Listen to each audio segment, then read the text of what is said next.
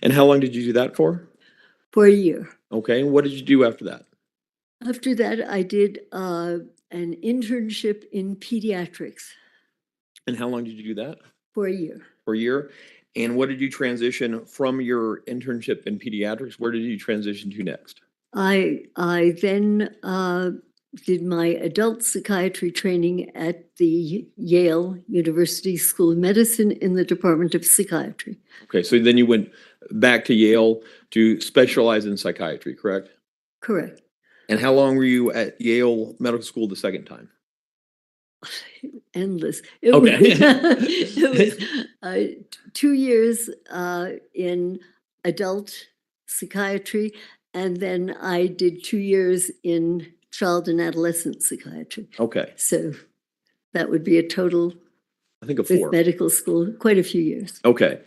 And then with your training specifically in adolescent and pediatric psychiatry and psychology, what did you use? Where did you take that training and where did you go to next?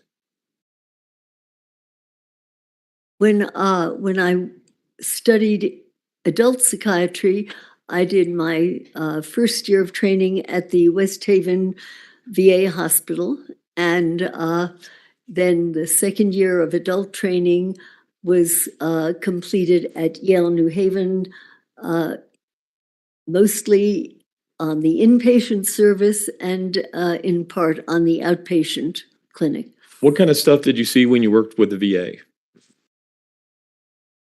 Everything. Everything. Yes. It was primarily men, and it was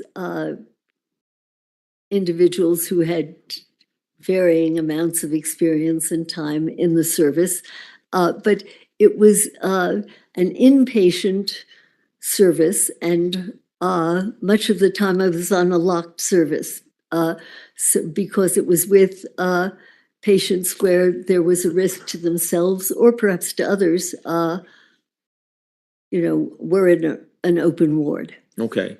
And then after that, did you move on and do other stuff in either pediatric or adolescent psychiatry? Yes. After the adult training, I spent 2 years at the Yale University Child Study Center, and this was actually most of the training there was outpatient training in diagnosis and treatment of children and adolescents. And at some point in time, did your training in pediatric and adolescent psychiatry come to kind of intersect to some degree with the court system? Yes. Could you explain that for us? Yes. During my training in child psychiatry, I became interested in the juvenile court in New Haven. And so I began by just spending one day a week at the juvenile court, just sitting, listening in, and being available if there were any way I could be useful. And at that time, it became clear that the court was handling some extremely emotionally, psychiatrically, sometimes medically, neurologically disturbed children and their families. And what is more, they really had no services to offer these people. So what I did is I collaborated with the head of probation and also with the chief judge at the court, and we applied for a grant to create a clinic at the juvenile court in New Haven. And to the best of my knowledge, I think it was the first court clinic, period, psychiatric clinic in Connecticut that had ever been. I could be wrong, but I'm pretty sure that it was. And to the best of my knowledge, I worked there for quite a few years, and it has continued to be funded, and it continues to exist. Exist even today? I think so. Okay. Were there a time then when you kind of moved from working with adolescents to an older population with psychiatry? Yes, I'm trying to think of Okay. any exact of when that occurred. Well, do you remember being invited to join either the facilities of Columbia University or New York University or NYU? Well, there was another year in between there. Oh, well, what happened in that other year then? I'm sorry. While at the juvenile court clinic, the purpose of the clinic was one service, and to the court and to the families there, and also research if any research issues came up to study them. And so I worked with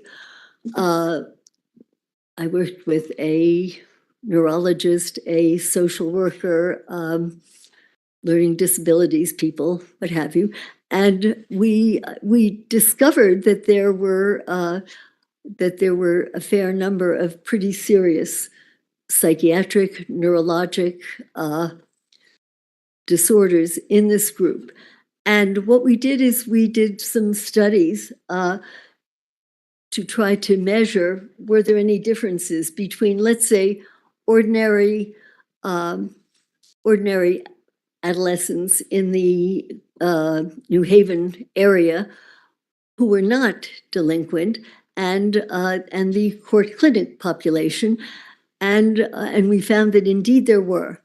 And we published some papers on the differences between actually some of the fairly severe neuropsychiatric problems that distinguished the delinquent group from the other group, from the matched group of non-delinquents. And somehow our work became better known. And then while we're going back and talking about that work, were those in what are called, back to those articles being published, were those published in peer-reviewed journals? Yes, I believe so. And what is a peer-reviewed journal? A peer-reviewed journal is it's a scientific journal, and it's a journal in which you submit your whatever your research findings are, and then they are reviewed by other people who are experts in your field, often bigger experts in your field than you are, and they're reviewed to see whether they merit being published or not. And they were. And subsequent to that, I think I'd forgotten to mention, I received a call from someone at the state, somebody in, I think, in corrections, and they had some funds in order to study juveniles at a correctional institution in Connecticut that had been created for seriously aggressive delinquents. It was a kind of new concept. And they asked whether I could put together a group similar to the group whom I had put together for the court clinic, and whether we could study the juveniles at the institution for severely violent delinquents.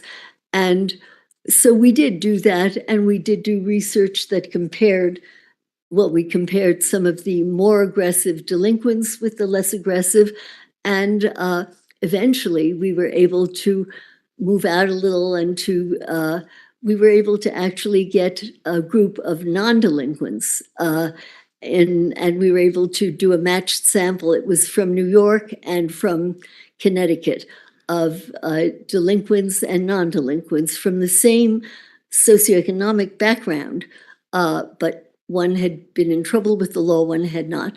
And we published that. I think that was maybe one of our more influential kinds of papers.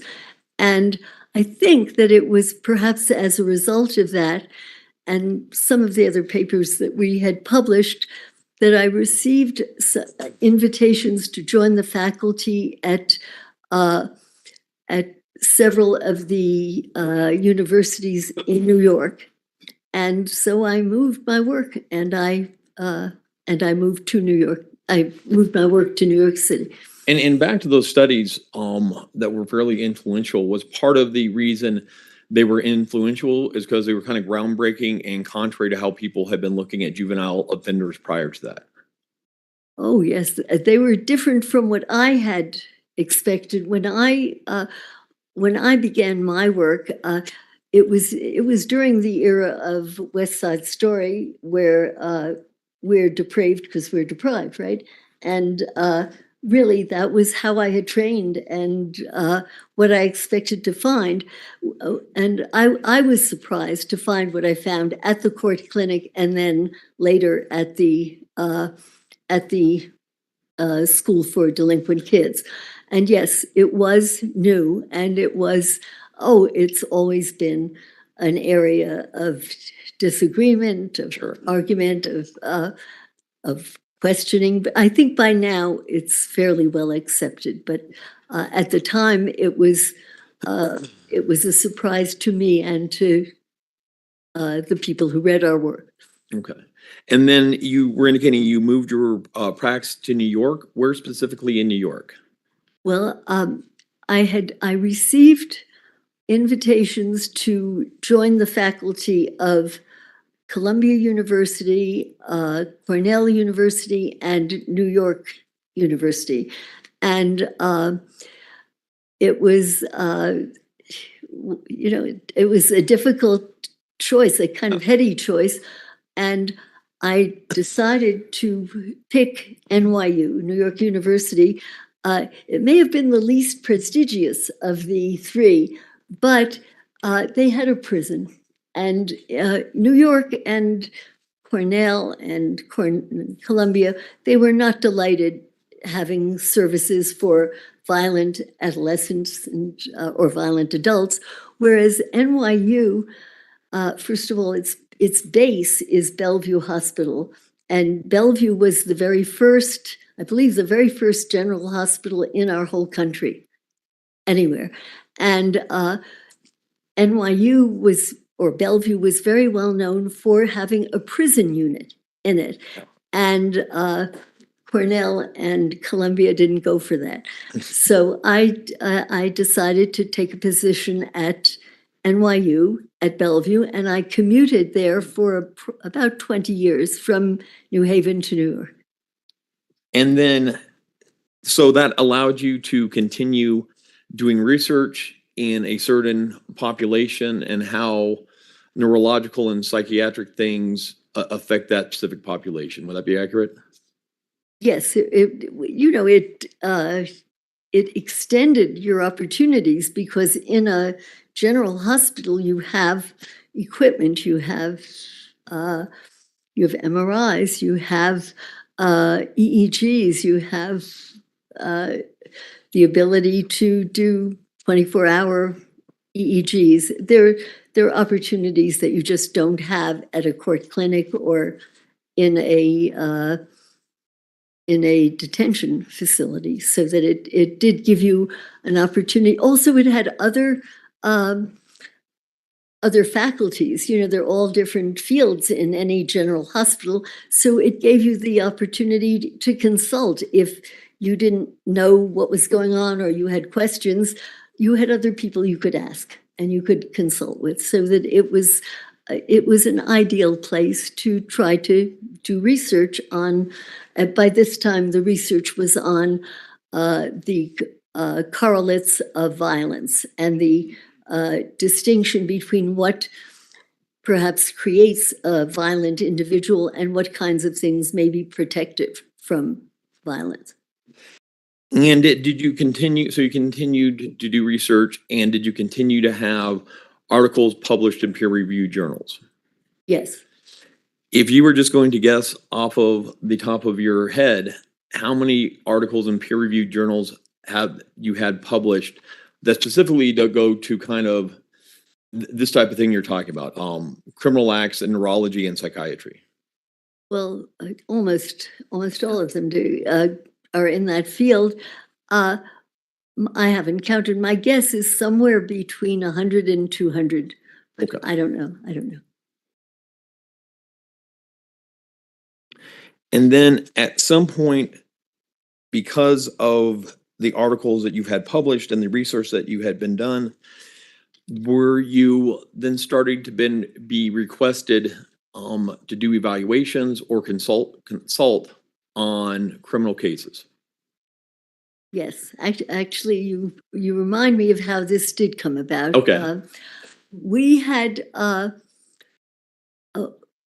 I had started to do a study on homicidal young children, and it turned out that that in our young ward for kids, psychiatrically impaired children, that there were a high percentage of actually homicidal young children. This was a shock to me. I did not expect this. And when we published, we actually would categorize what we found because it was hard for us to believe and hard for others. But a child tried to set fire to her mother's hair. Another child attacked a babysitter with knives.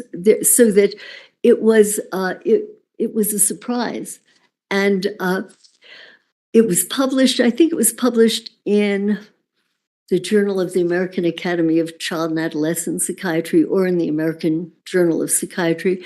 But now I recall how I came to see adults. The article came to the attention of Diane Sawyer, who was on television at the time in a morning show. And so I was interviewed about our findings there. And we had found that the homicidal young children at Bellevue differed from the non-homicidal but mentally disturbed children at Bellevue in several ways. One was that there were histories usually of very severe physical and or sexual abuse. The extent to which emotional abuse contributed, we were not able to really measure well. But a combination of that, a history of severe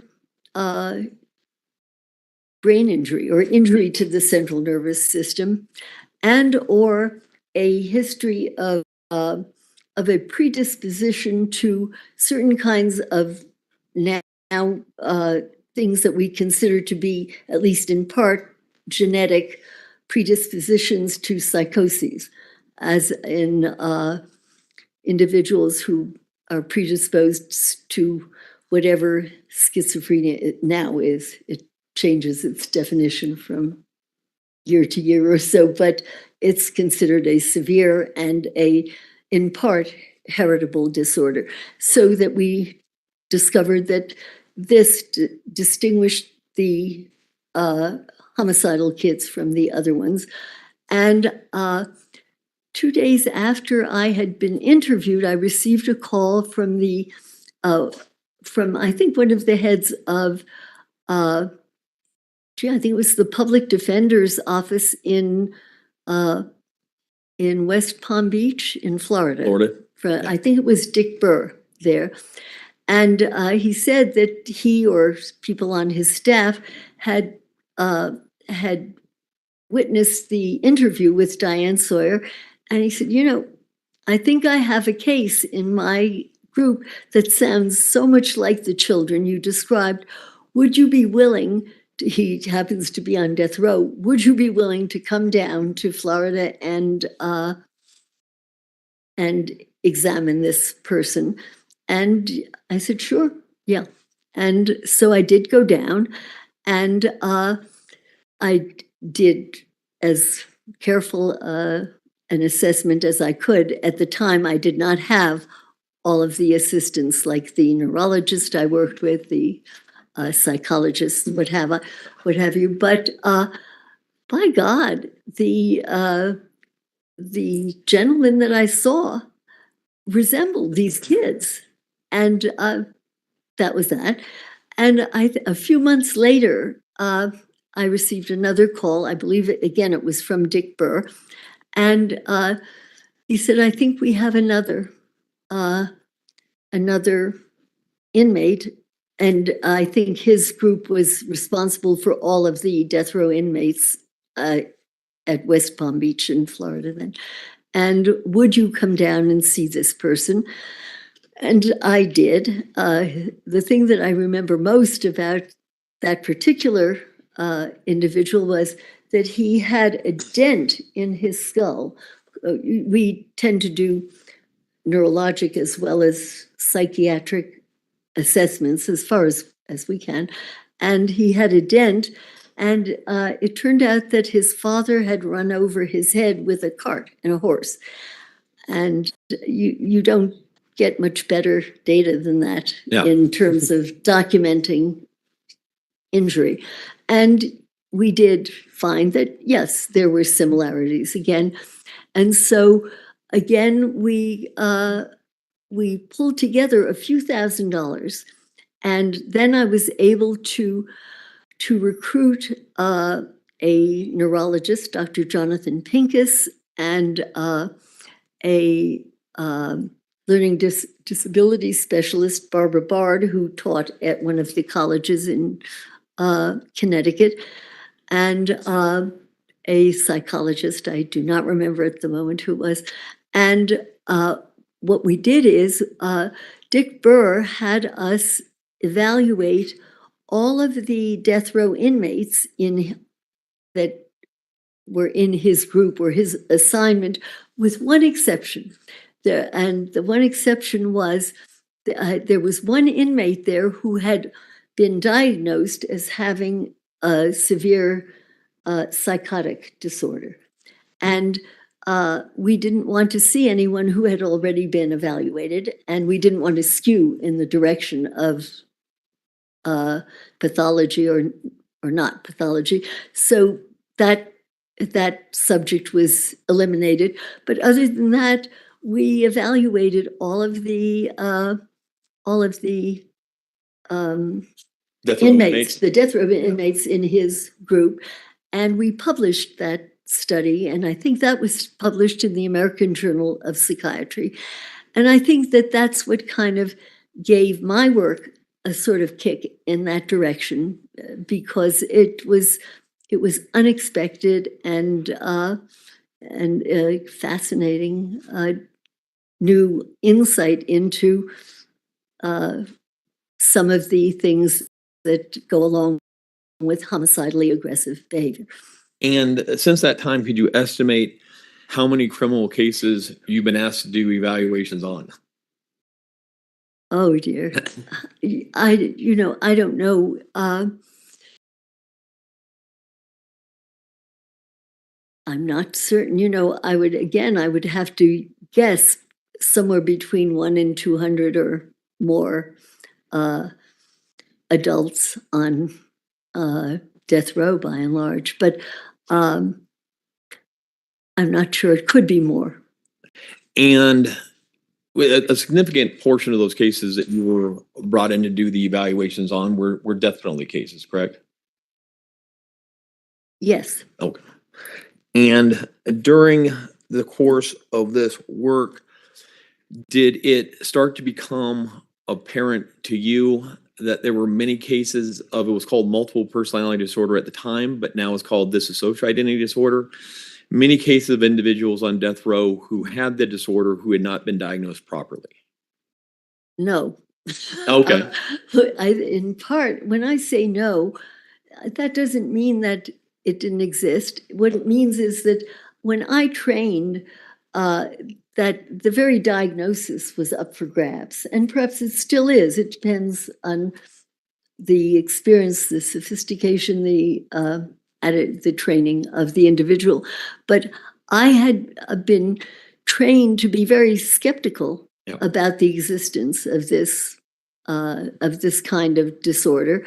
And so I have little question, but that maybe over the first quite a few years that I worked on death row or worked with very dangerous people, I think I missed the diagnosis because you can't see what you don't believe exists. You just can't. You miss it, and so that I'm fairly certain that it existed, but I didn't recognize it. And then over the years, as well as as I was confronted with more obvious kinds of cases, and also sometimes people had diagnosed something before I had, and when I was asked to evaluate the individual, I became more aware of what this disorder was like. But no, when I first went into this field,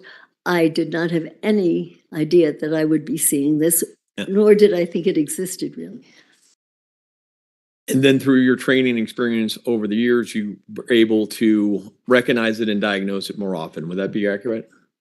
Yes, and what I tended to do, because I was aware of my own skepticism, we do not often videotape our interviews. It's not usually possible. It's a very complicated thing in a prison.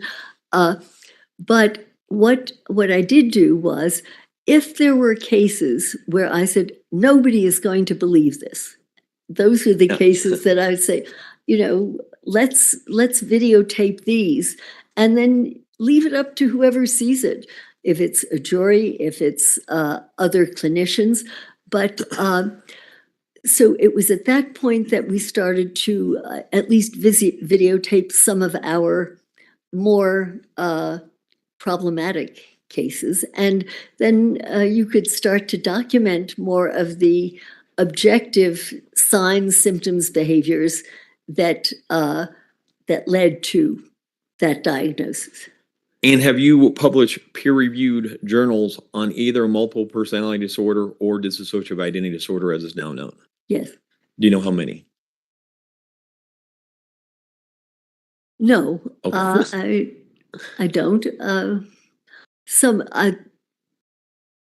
I can think of one that I think is the most maybe important one that we published, and the reason was that in a lot of these kinds of cases, particularly cases where there is a question of malingering or of trying to get away with something or what have you, you really want to be able to document something that you didn't create. It was there before they set eyes on you, because when people make this diagnosis, they're often accused of suggesting it. And so what we would try to do is at least document and videotape when there were data that antedated our contact with the individual whom we were seeing, and that's how we would get objective evidence that something existed. And you also ended up writing a book based primarily on your dealing with death row inmates who suffer from, I think I said multiple personality disorder or dissociative identity disorder. Yes. What was the name of that book? Guilty by Reason of Insanity. And then you've also been the focus of a documentary that was on HBO. Yes. So you tell me a little bit about that. Sure.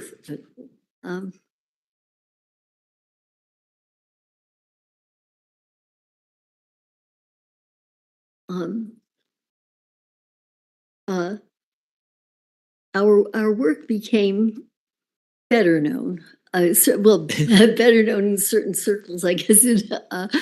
And a producer named Alex Gibney became aware of my work and just contacted me to try to get consultation on a mini series that he was going to be creating with Laura Dern, with the actress, and she was going to play a woman psychiatrist who saw death row inmates. And somehow he got my name and interviewed me, and I brought with me some of the tapes that we had made of some of the more interesting cases that we had had. And after, 2 or 3 sessions working together, he said, Dorothy, I don't want to do the mini series. I want to do a documentary on you. And it was a staggering occurrence. And of course, I said, fine. Yeah. And so we worked on it together for about 4 years. And alas, it came out, I think, the very first day of COVID, a disaster. And it now it's on HBO, and it can be seen, and it's called Crazy Not Insane. So the same title as your book? I beg your pardon? The same title as your book? No, the book is Guilty by that's right. Reason of Insanity. Sorry. And the documentary on HBO is Crazy Not Insane. Have you ever been qualified to testify as an expert in a court of law? Yes. Do you know how many times? No. What are some of the jurisdictions that you've been qualified as an expert? I can tell you states. Sure, that would be. Let me just name a few. Let's see: the state of Washington, California, Texas, Florida, Louisiana, Kentucky, New Jersey. And do you know what fields have you been qualified to give expert testimony in? What? What fields? In what fields? As a clinician, as in the clinical psychiatrist? Yes, as a psychiatrist. I think that I've been asked, particularly when there have been issues of psychiatric and neurologic combinations of disorders or questions, because, well, obviously the brain and the mind are connected, and so that your training is in both fields. In psychiatry, 2/3 of your exams are in psychiatry, 1/3 in neurology. Vice versa, if you're a neurologist, 2/3 of your boards are in neurology and 1/3 in psychiatry. And since I worked and published with Dr. Pincus, who was a professor at Yale, and then I think at St. Elizabeth's, we were often asked to work on similar cases and work together and learn from each other. And at least now you're, just for the jury's knowledge, right now you're more or less semi-retired, correct? Yes. Yeah. Yes. And so are you currently board certified right now? Yes. Okay. What are you board certified in? In psychiatry. In psychiatry. Your Honor, at this point in time, I would offer Dr. Lewis as an expert in psychiatry and ask her to be allowed to issue opinions in accordance with. Prosecution. May I have order, Your Honor? On qualification? Yes. You may. Good afternoon, Dr. Lewis. How are you doing? Hello. My name's Dave Young. You and I have never met, correct? Correct. I just want to ask a couple questions about what you're doing now. What does semi-retired mean? Well, I've retired from teaching regularly at NYU and at Yale, although I may give a talk now and then, or in another setting, I may be invited to do a presentation or give a talk. And I'm working on analyzing data. We have a great deal of data that have never yet been analyzed, so that I'm working on that and working on writing, and on occasion accepting a case such as this to assist in the diagnosis or it's usually of a violent individual. And when you testified earlier about certain circles recognize you as an expert in the field, what did you mean? I don't recall using the term certain circles. Could you remind me of? Sure. I forget what the question was, but you said that you were being recognized as perhaps one of the pioneers in dissociative identity disorder within certain circles. Do you recall saying something like that? Well, I can transpose it a little bit. I have done the chapters in the past, I guess over the past maybe 15 years now, in the major psychiatry textbook, the comprehensive textbook of psychiatry, initially by Friedman and Kaplan, and then Kaplan and Sadek and Sadek. And I have, for example, I've published in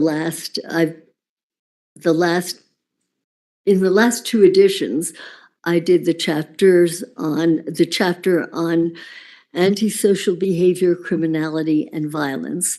And I also have written, but I think it's the 11th edition, has not yet been published, but I have in press the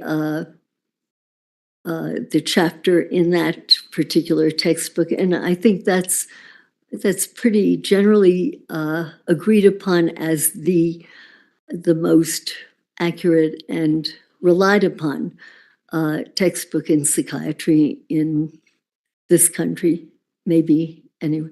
So, and the circles you're talking about is the field of psychiatry, is that right? Yes. Okay. Now, are you licensed to practice medicine in the state of Colorado? No. Are you licensed to practice psychiatry in the state of Colorado? No.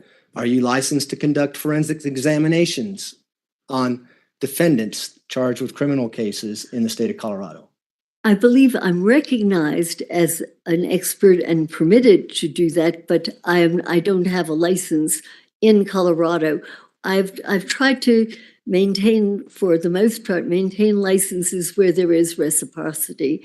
And all these states where I have mentioned, I'm not licensed in each of them, but usually on the basis of places where I've for years, I continued having a California license, a New York license, and a Connecticut license because they tended to be reciprocally recognized in other states. And hence, I could testify there, but I do not hold a license in each of these states.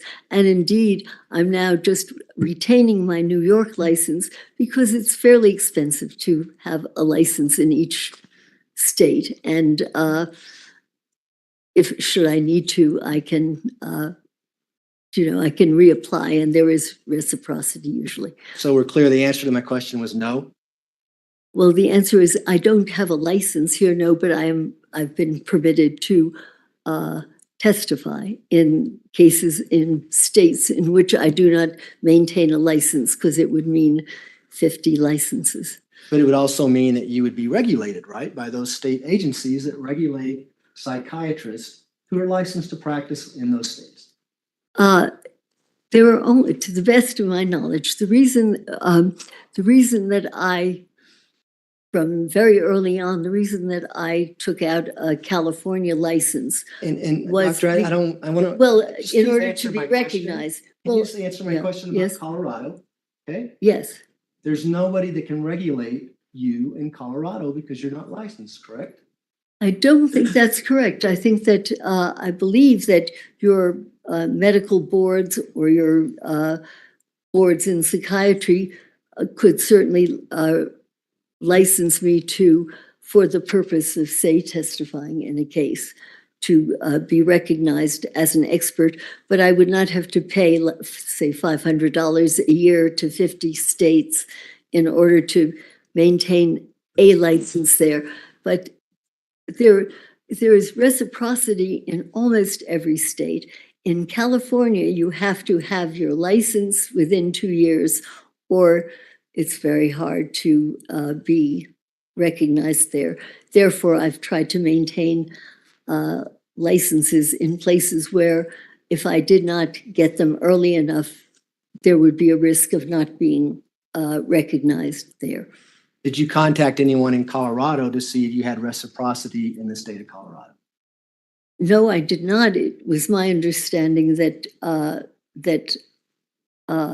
that there were only, I could be mistaken, but that there are only two states, Florida and California, where it is really very important that you actually have a license and pay for it every year in order to maintain your license there.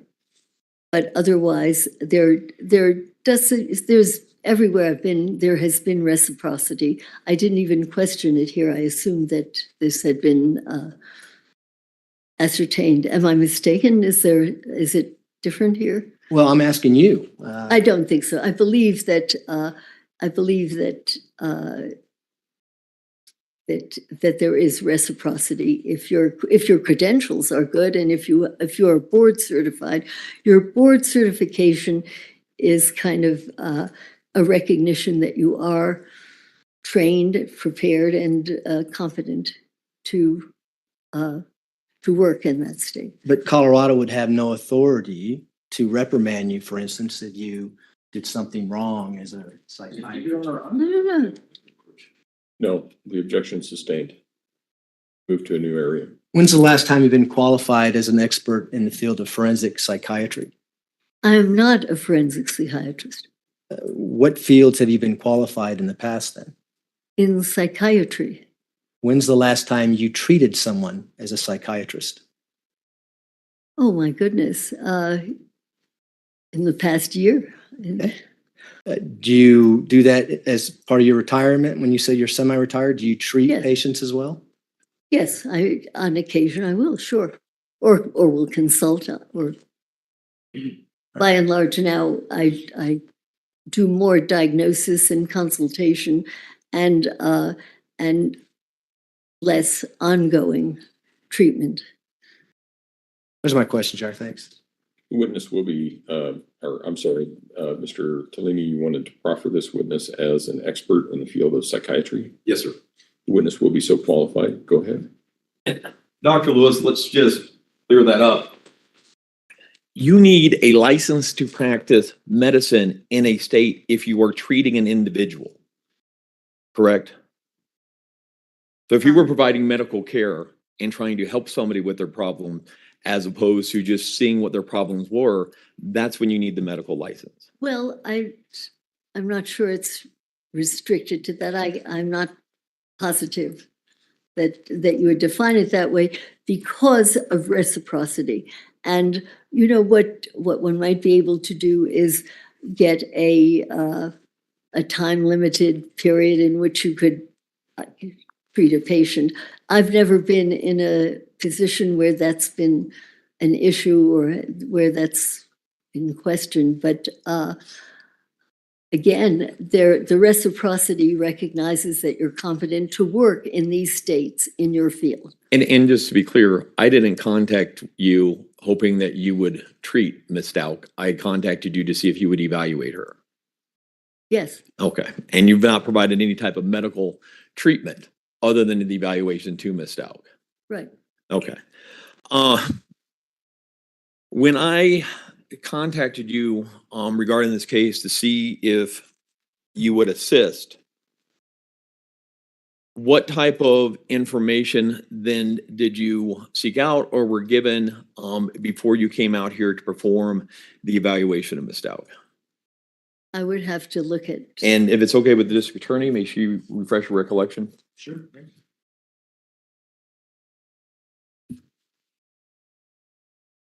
Okay.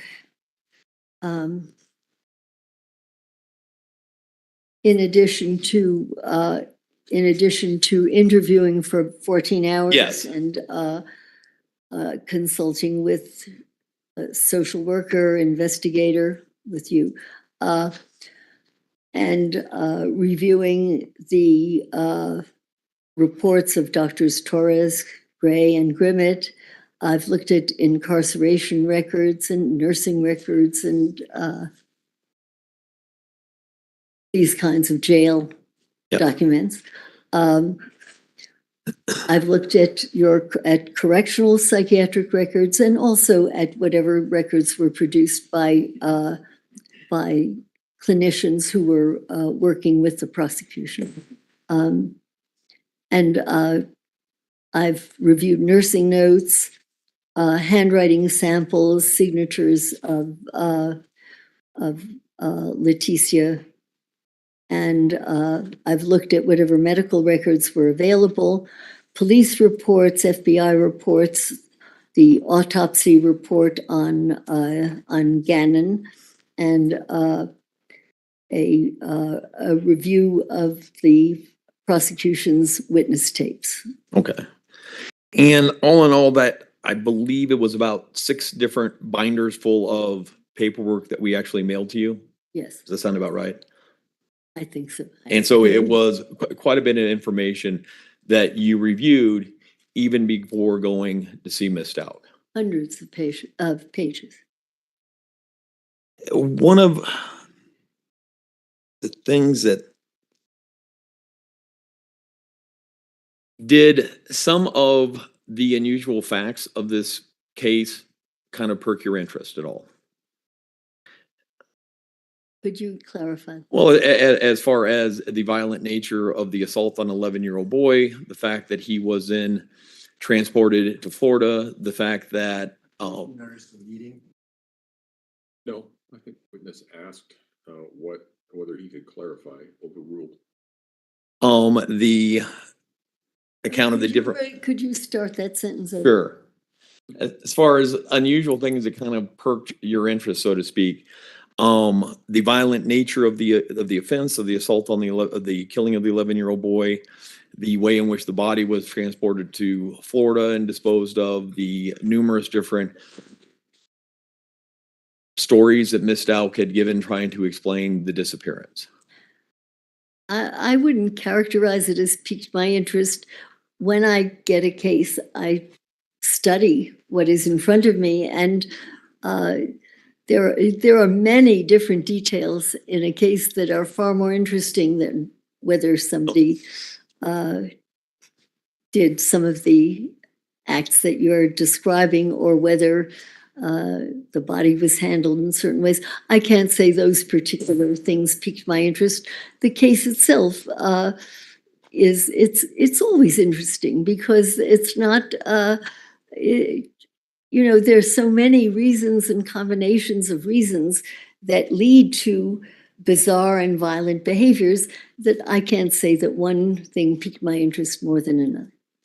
And you came to Colorado Springs to do the interviews of Ms. Stout in November of 2022.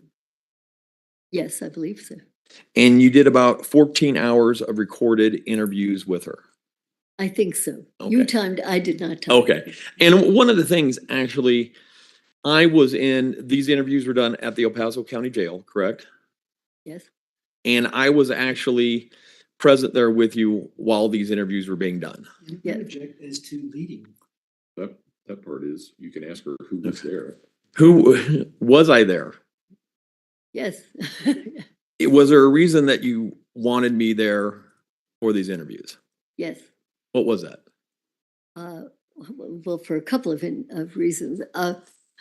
One reason that I very much like an attorney or attorneys or people involved in the case to be there when I'm there is I want them to see what I see. I don't want it to be my description of what happened because my way of seeing it may differ from your way of seeing it. And therefore, I want the person to see it, particularly in unusual cases, in the sense that cases where people will be skeptical of findings, for example, in dissociative cases. These are cases that, as you know, are areas where there's a lot of a lot of skepticism and a lot of questioning, so that I like the attorney also because he's going to be presenting the case. I may not have anything to do with it. He may fire me, but he's going to be involved. And so I like the attorney to be there. And then there's one other reason. It's safer that way. And it's taken me a while to learn this. When I was a whole lot younger, I was a whole lot sillier and a whole lot braver. But I like to have attorneys there or someone there with me so that I'm in a safe place and I can relax and do my thing. Were there any precautions taken about where I was seated to kind of prevent me from influencing things? Well, I can tell you what I do all the time. Yes. Okay. Okay. And I assume I did this with you. And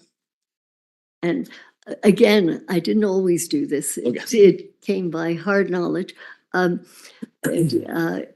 had worked on cases where the attorney sat wherever he felt like sitting. And there was a particular case where I was sitting facing the defendant at the time, and the attorney was seated behind me, so that he and the defendant saw each other eye to eye, and I didn't see what the attorney was doing behind my back, and it became clear to me after a while that something was going on there, nod, wink, wink. And it's not like me to do this, but at some point, if I may be less than polite, I said, wait a minute, cut the crap. Yeah. I said, what's going on here? I said, if you two have stuff you want to talk about with each other or whatever, go ahead. But it was clear that there was communication going on there, and I could not rely on what the defendant was saying, looking at me. And I left the room. I said, I'm going to get up and leave now, and you two talk about it. Go ahead. And I'll be back, and maybe we'll go on, maybe not. And I waited for a while, came back in, and they said, yeah, they would stop this. And then I changed the positions so that I could see both what the defendant was doing and what his or her attorney was doing, so that there was no, as far as I could prevent it, there was no communication between the two of them. And so I did, if memory serves, this was recent enough so that I knew enough to place you. Is that correct? Is that where I did place you? Well, and we have a stipulation for all the 14 hours of video has been admitted. And so if the jury wants to view the videos, they are going to be more than welcome to when they go back to deliberations, and they can confirm both seating positions and that there wasn't any crap going on. Yeah. Mr. Young, is there a stipulation? Yes, there is, Your Honor, and these are people's exhibits. I realize this is defense case, but Yeah, there's okay. a stipulation to admit people's exhibit 729 through 734. 729 is an interview that took place on November 15th, 2022 in the morning. 730 is an interview that took place on November 15th, 2022 in the afternoon. 731 is an interview that took place on November 16, 2022 in the morning. Exhibit 732 is an interview that took place on November 16, 2022 in the afternoon.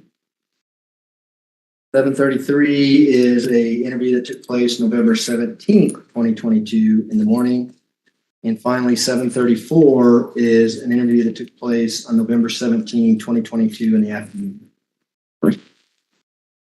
I can I'll just give these to the court reporter. Yeah, that'll be fine. Then exhibits 729 through 734 will be admitted. Mr. Cellini, go ahead. Thank you. Those are in CDs, not thumb drives yet. They're thumb drives actually, because they're larger. Oh, all right. Okay.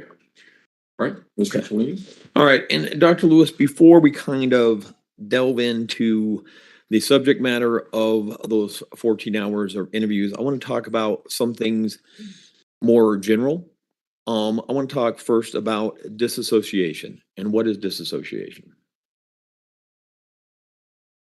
It's not an easy question. It's first of all, disassociation is not like one single fact. It isn't like a strep throat, and that's it. There's a germ. This is what causes it. This is what cures it. Dissociation seems to be a continuum of the way in which the human mind works at different times. And we all, at times, dissociate. An example that many people will give will be if you're ever riding along a highway. I know I've done this, where you're riding and you're thinking about one thing and you pass the exit where you were going. You intended to do one thing, your mind was on something else. And so you were somewhat dissociated from what was actually happening in front of you, and then realized your mistake and corrected it. So that would be on a very ordinary day-to-day type of behavior. There's nothing abnormal about it at all. And at the other end of that spectrum is something that now is called DID. In the days when I started training, it was called MPD, or multiple personality disorder. And there, I can tell you what it seems to be, and the way in which I understand it now. We do not have a good understanding of the physiology of it, of the way in which the chemistry of the brain works. We don't have a perfect understanding of the way in which the neurotransmission works. There's a lot more to learn about it. But it looks as though, first of all, we do seem to know what causes severe dissociative disorders.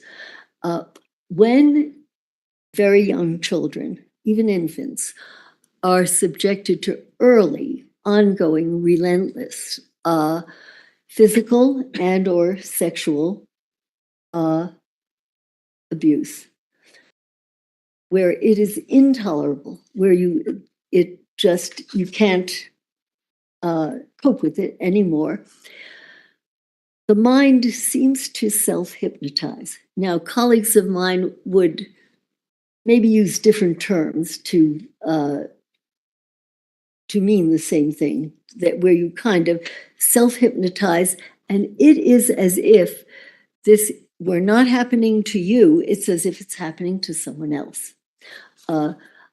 Examples of this, some of you may have had these, because these experiences occur occasionally at random, but sometimes an individual will picture looking down on himself, let's say from a ceiling. It's as if the person or the mind gets away, and they are looking down at the person to whom some kind of unpleasant episode is occurring.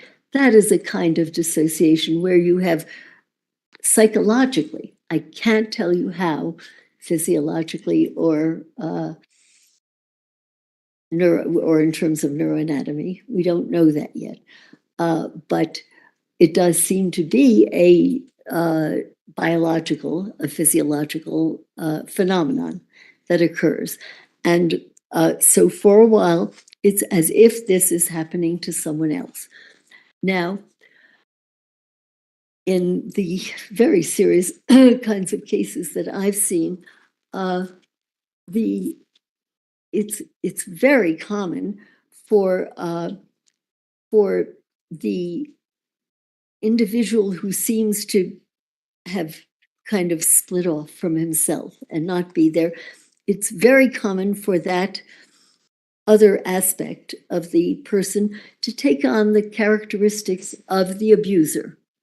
And it's this may be why it's so astonishing and why it takes so long for people to accept that this does happen, but it does happen. It is extremely common for an alter, if you wish to call the other entity that seems to split off psychologically. Not really. There's only one body there, but psychologically split off. And that is very often the abuser. And this is why, well, when I do teach about, about treatment, Yeah. If you know this, and if you're sophisticated about this, you never speak ill of the abuser. Now, you may know from the data that have been acquired and the histories from different people, you may know for sure that yes, indeed, this person was abused by another, let's say by a parent, by a father or something like that. You never badmouth the abuser. You just don't do it. And the reason is that the mind operates in a puzzling fashion, so that if you, in fact, in the first case where I ever recognized this, if you don't realize it, and if you badmouth the person, you say, oh, he's terrible, and someday we're going to get rid of him. This is a very naive way of trying to treat. You don't do that, because remember, there is another entity, there's another process going on simultaneously, and that other process is saying, you don't need me? Oh, sure you need me. I'm going to kill her. I'm not, and by God, I've had cases where the split has occurred and the alter has said, jump out of the car. Go ahead, jump out of the car. And where a child has tried to jump out of the car and has been saved. So you don't play favorites. In fact, you find yourself saying, if you are trying to communicate with both entities at one time, you may even say, you know, I know, let's say Sam, I know, Sam, that you've had a tough life, and things haven't been good for you either. And you know, we'd like to know more about that later on. But meanwhile, please do not encourage Susie to jump out of the car. And so that, well, one of my kids teases me and she says, Mom, you're the only one who does group therapy with one patient. But think of it that way, that all aspects of this individual often are aware. Not always. Sometimes it's too painful and the split is different, and the alternate entity is not aware of what's going on, but sometimes they are. And so in the interest of safety, you don't badmouth. And we understand, I'm sure you had your reasons for whatever you did to so-and-so, and we'll talk about that another time. And this is the best I can do to really explain to you how this happens. I believe that in the decades to come, that probably more of this will be understood, that as we get better equipment and better ways, by the way, we have tried to look at different EEGs of different personas, and to see, can you really see a different electroencephalogram going when a person is in an altered state from another state? My group has not been successful that way. There have been disagreements among them, but there are others who believe that they have been able to distinguish these differences. I'm not convinced yet, so Okay. that I can only tell you what we see, what we observe, and it's a very powerful phenomenon. Even though we may not know exactly how it works biologically, it can cause disastrous effects. And in kind of your experience in diagnosing and treating people with DID, do the alters generally have some awareness of each other? Or does that vary? It varies. That's such a good question. It does vary. Which is, well, why? Also, sometimes there are alters that have little groups that are aware of each other, and there can be another that is not aware of, one group is not aware of the other, or the other person is not aware, or entity is not aware of the others. So that I can't generalize, but I have seen both. I've certainly seen where it's not uncommon for, in cases of homicide, where one aspect of the individual will not be aware that the other has committed a heinous kind of act. And then there will be others where they do know what happened. And Well, and part of the DID phenomena is in some degree protective measures to keep some memories kind of hidden from some of the other alters. Could you talk a little bit about that?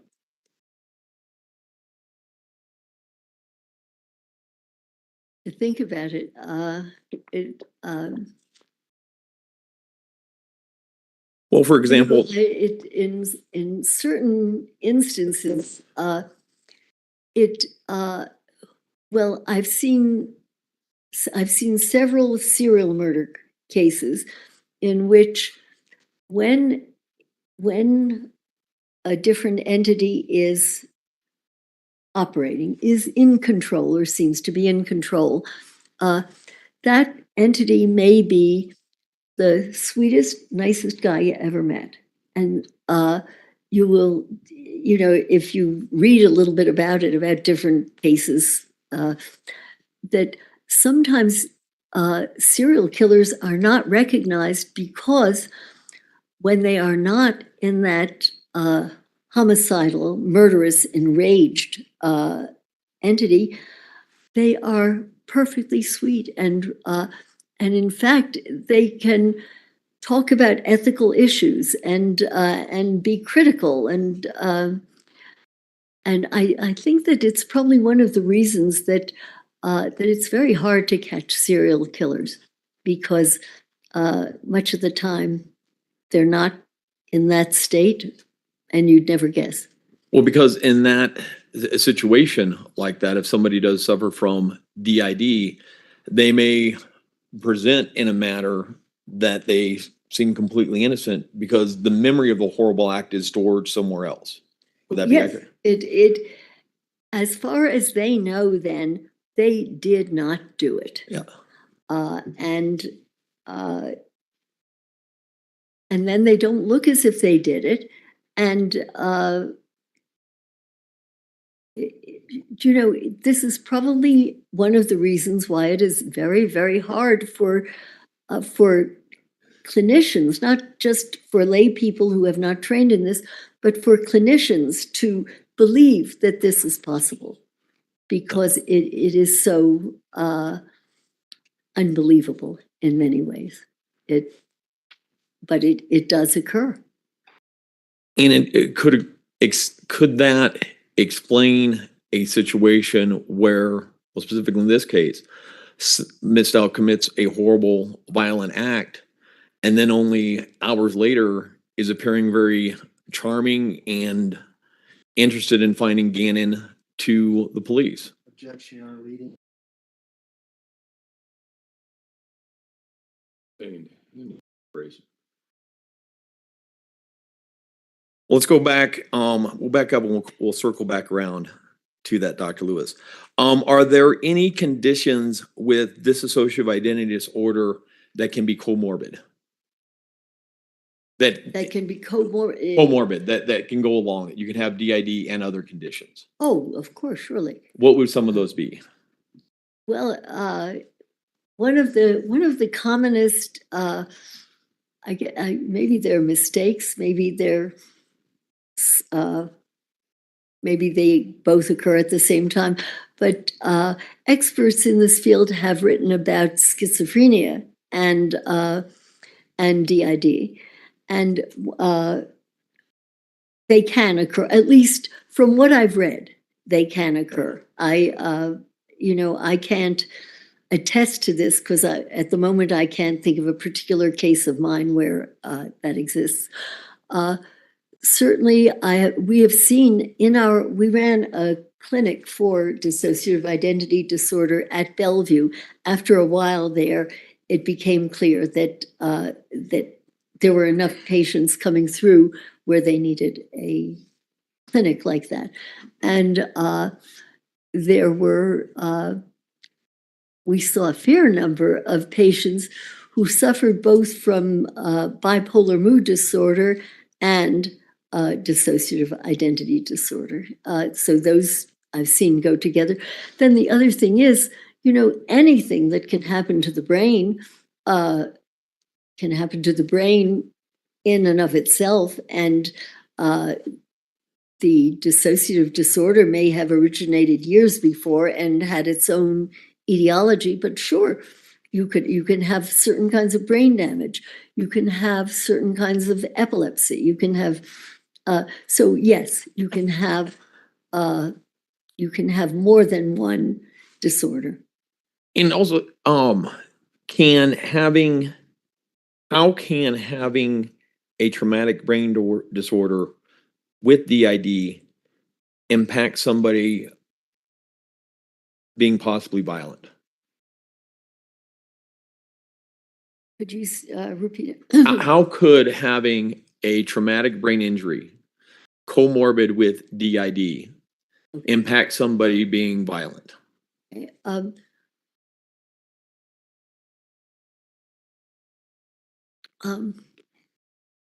It's been well established over the years. This isn't new psychiatry or neurology, that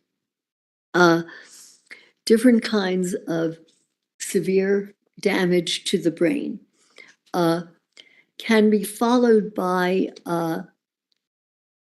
impulsivity and a loss of control and often violent behaviors, and any number of injuries to the brain can cause violence.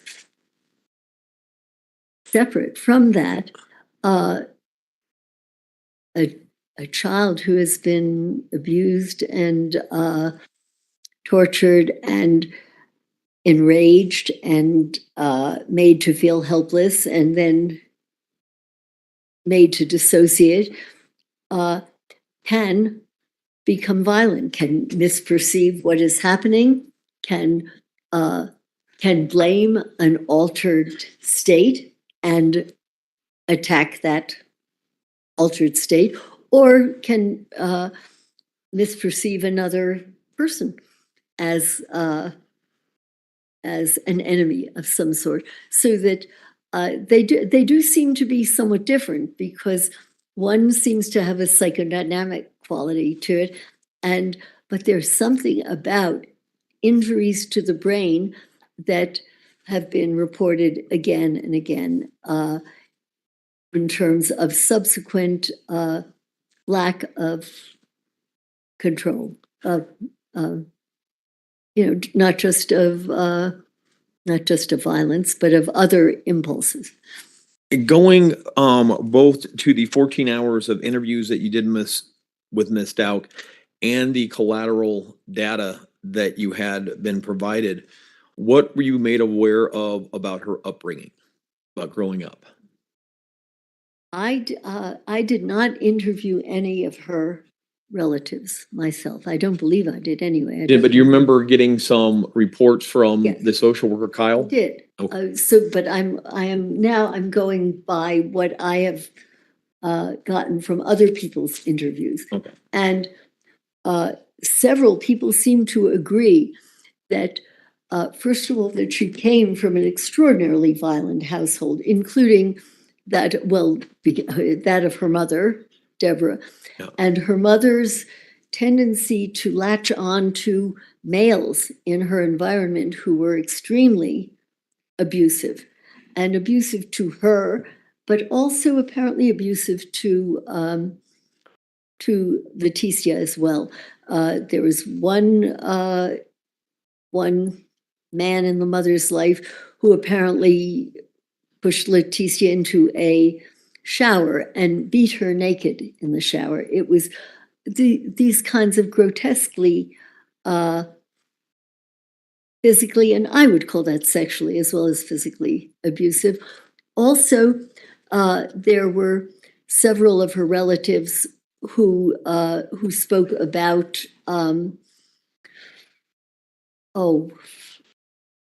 aunts, uncles, great aunts and uncles known as grandparents or whatever, who gave her enemas repeatedly. By the way, this is a question that not a whole lot of psychiatrists ask, but it's very important because it's one of the commoner ways that sodomy occurs in the torture of abused kids. Well, So in fact, she detailed it was actually an uncle, but it's actually her grandfather, detailed to you being given enemas by him almost on a daily basis. Do you recall that? Do you recall her describing that to you, of a grandfather giving her enemas almost on a daily basis? I do. And I recall her saying this. And also I recall, I think I'm not mistaken, that she also gave enemas to Gannon. And she also perceived this as something he wanted her to do.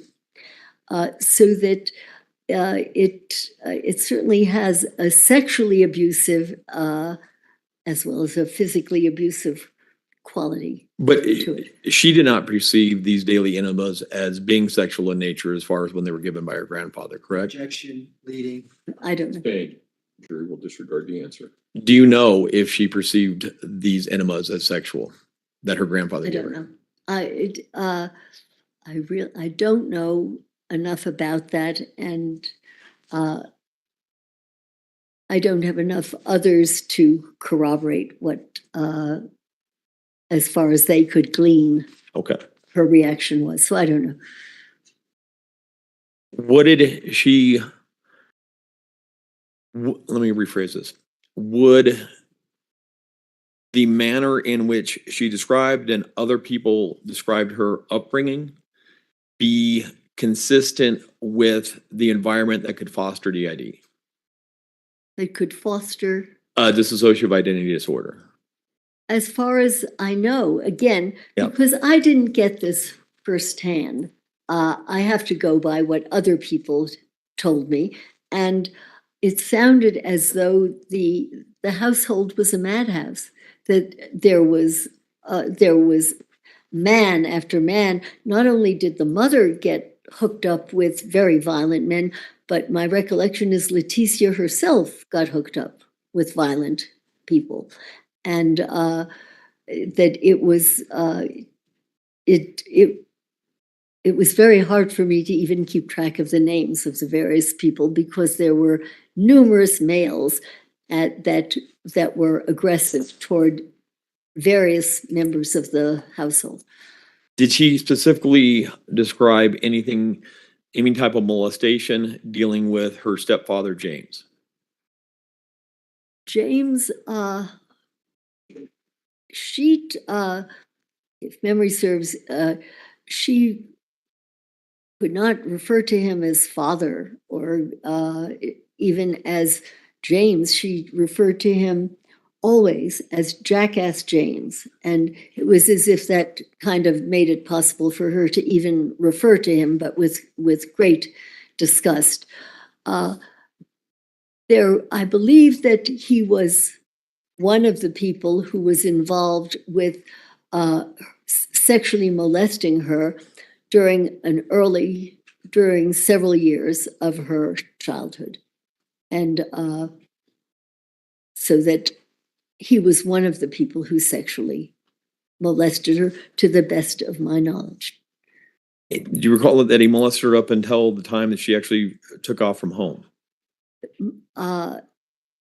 According to my notes, she left the home at about age 15. But also, I have in my notes that that she would run away into the woods and hide from this person. That she was terrified of him, and then at 15, that she actually left him.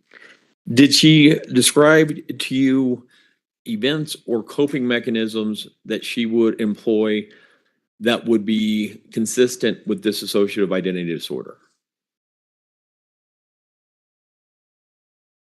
Coping mechanisms. I'm trying to understand better what. Well, I mean, did she describe to you things that would be consistent, just in general, consistent with dissociative disorder? I hadn't thought of it so much as describing as kind of witnessing things. For example, when I was interviewing her over a period of time, suddenly it seemed to me that she was speaking Russian.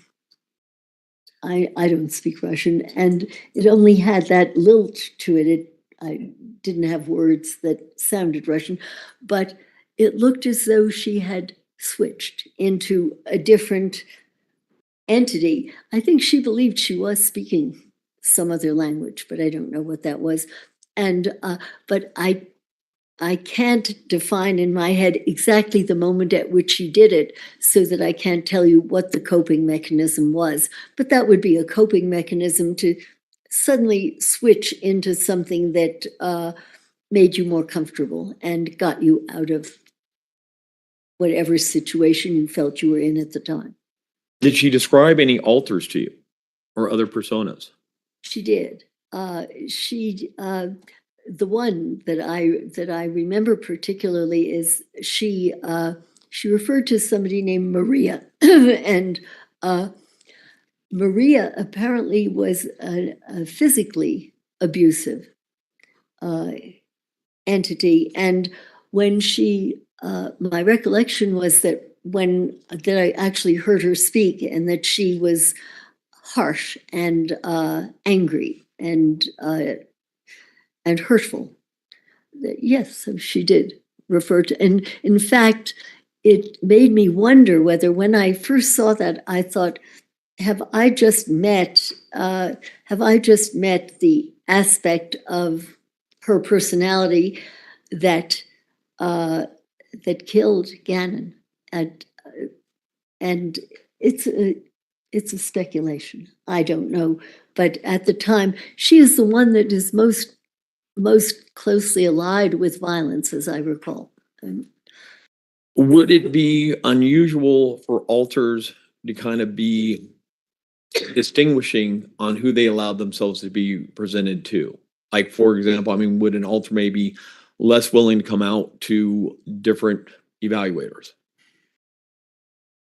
I think that's probably a general statement you could say. But I can't say anything terribly useful. What did she describe to you about? Oh, let me back this up. Did she also describe, and you also see evidence in her medical records of possible traumatic brain injuries? Yes. There was a car crash. Do you recall that? Yes. There was also a time where a bookshelf fell out. I'm gonna check this deleting. No, I'm going to allow it because it seems like it's foundational at this point and it's leading up to something. And I'm medical reports where a bookshelf had fallen on her head and she lost consciousness for 15 minutes. My recollection of that was, I don't recall the medical part of it so much as I believe that she was in her teacher mode. She is quite an amazing young woman in this way, in that she's not stupid. And there are times when she seems to be able to function as a teacher or whatever. And I believe that she was in a classroom, kids had left, and I think that a bookshelf fell down on the back of her head. She fell down, and I believe she lost consciousness. And so it was a fairly severe injury to her head.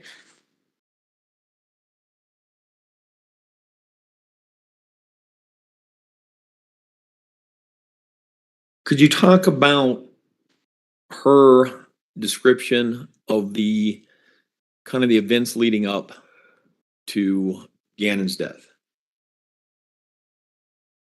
Which one? Yeah. Or the events that she related to you? You know, it's hard for me to distinguish which I read and which she related to me, because they did kind of go together. She gave some of the most peculiar descriptions of what might have happened to Gannon. That, for example, at one point he's missing. She doesn't know where he is, and then at another point, a man named Eduardo comes in, rapes her, and I believe absconds with Gannon. And at another time, she talks about, I think that he was a pedophile, somebody whom she had Googled, had somehow found on the internet. And I think that that he was one of the people who had absconded with, or who had harmed Gannon. There were numerous, you'd say almost mindless descriptions of what might have happened to this child. And what puzzled me was, when you talk with her, and as if you've seen any of the pictures of her tapes, this is not a stupid girl. She is intelligent. She is in certain phases, certain states. She is able to reason, apparently logically, and to speak clearly and coherently. And yet she makes up the darndest stories that no ordinary person of below average intelligence would expect to be believed. So that, there is a puzzle. Do you know, after I thought about all of it together, I thought, I don't think she knows what happened. I don't think she knows. And I think that, as asked at different times, this is what came into her head and this is what she produced. But I don't think she knows for sure what happened.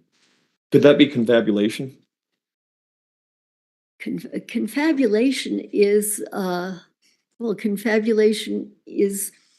when you have no memory for what happened. It's commonest in alcoholism and things like that, where the brain has been damaged in such a way that memory is impaired. And then many alcoholics will just ramble on and on about something, and will give a story, and they will fill in parts that they can't remember, and they maybe don't even know that they're filling it in. And so her saying this could be a form of confabulation. I don't know whether at the time that she says these things, she believes them because to you or to me, they make no sense. They're silly. Did she, back to the events in questions and how she was describing it to you, what did she describe symptoms that could, or experiences or perceptions that could be similar to psychosis? Oh, I would say similar to that by definition would be categorized as psychotic. Could you talk a little about those? Sure. Well, one of the commonest psychotic symptoms that we're all familiar with from books, TV, would be, let's say, hearing voices, or let's say talking to people that are not there. And well, at least to my understanding, psychosis is a belief that someone has that most normal people do not have. It can be a perception. It can be hearing something that none of us hear. It can be believing something. It can be a kind of paranoid belief or what have you that doesn't make sense. It can be an auditory sound that you don't hear. And she not only could tell about talking to different beings that were not there, but she puzzled things up a bit because she also, I believe, talked to God. And there are a lot of us here, probably in this room, who at times have thought that, gee, we talked to God, or we thought we had an answer, or we wished we did, or we didn't. So that you can't simply say that her having talked to God was a psychotic symptom. It may well have been. What I found more convincing in terms of her psychotic symptoms were things that she didn't tell me about, but I read through I guess they were kind of nursing or guards notes from the correctional institution where she was. The jail? From jail. And there were several times that different caretakers of one sort or another looked in the room and found her talking to someone who was not there. And this was not as though, as far as I knew, she didn't know anyone was watching her or she wasn't performing for the galleries, that she was talking with somebody and there was nobody else there. And there were several episodes like this, and those are psychotic symptoms. In dissociation, you get this when it's very common for an individual to hear alternates talking with each other or talking to him or talking to her. So that I think that the kind of auditory hallucination that you often associate with, say, schizophrenia, it has a more physiological, a more biochemical quality, and also it's often treated with medication that tells you that something is going on that is responsive to chemical intervention. This is different from hearing dissociated entities talking with each other. And that, as far as I know, that doesn't respond to medication. Did she, well, how did she describe, do you recall, how kind of Gannon starting the fire and how that kind of impacted her state? I was a bit confused by it, so I'm not positive. I can only share with you what I remember. I think there was a candle on the floor. Sure. And I think that some of the carpet burned. And this is separate. There was a different fire at another time that apparently really traumatized her, but we're talking about Gannon at this time. And I believe that she also said that Eduardo was the carpet fixer, perhaps even he helped put out the fire, I don't recall, and that then there was an attempt to cover up the fire that had occurred. But I think that she thought that he had started it with a candle. Do you recall her describing after the candle fire incident, it was at that time she started having visions of her stepdad, James, being alive and her seeing him? Being alive and her seeing her stepdad, James. I don't recall that it was that time particularly. There were times that she saw him. I think there was a time she was driving a car and she was on the highway and she saw some very large figure. But I can't recall that that was specifically the time she. Well, that would have been the next Monday that her and Gannon were driving, and you recall her describing that she actually saw James on the side of the road at that point in time. Objection, Your Honor, leading. Sustain, rephrase. Do you recall anything about her, any visualizations or something that could be a visual hallucination Yes. that she recalled that occurred in the day or so after the fire? Yes, I recall that I thought it was out the car window that they were driving, and I thought it was a large figure of some sort. There's also, she had a visual hallucination of some entity with a cape. These are hallucinations, and because she sees them, the rest of us do not see them. That has to be considered a psychotic symptom because it is beyond reality or the reality that we know. She did have episodic psychotic states.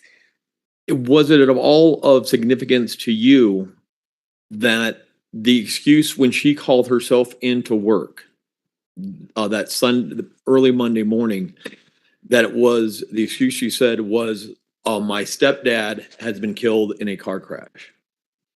This I categorize in my own brain as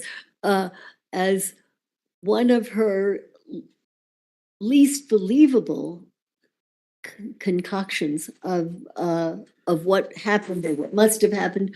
To the best of my knowledge, this stepdad had died perhaps 8 years prior to that, and yet she was going to his funeral that day. This is, first of all, it would be stupid if she were a stupid girl. She is not stupid. To give that as an explanation as why she can't do this or why she can go there. There is something about the way her mind is working then that is distorted and is not in touch with reality. I can't tell you whether this is part of a dissociative episode or another psychiatrist might want to call it a separate psychotic episode. I think you had some psychiatrists who diagnosed a borderline personality, and many psychiatrists who think about borderline states think about episodic psychoses. And certainly I couldn't argue with interpreting that as an episodic psychosis. Do you recall her switching to the persona and talking to you in the persona of Maria? Yes. And you recall what Maria told you about what happened to Gannon? I'm sorry, I don't remember. Do you recall Maria, well, not necessarily what happened to Gannon, but Maria shooting somebody who she perceived as a Cape person? You know, I'm going to object as to leading. She just said she can't remember and the counsel's leading her. Well, That's true. You do have to ask the other question of would it help to refresh your recollection? And you can use anything to refresh your recollection, but it did not say that you saying that would refresh your recollection. So you need to ask that question. Would me describing what Maria said refresh your recollection? I think if I read what Maria said, I would, that would refresh my recollection. But I do not recall exactly that. I can recall my own thinking around that time where I thought, was she in the state of Maria when she killed Gannon? And there was something about the way in which this was depicted to me where I thought, my goodness, have I met the killer alter? And so there was something about the way in which she spoke of this that led me to think that that I had very likely met the most violent and most dangerous alter.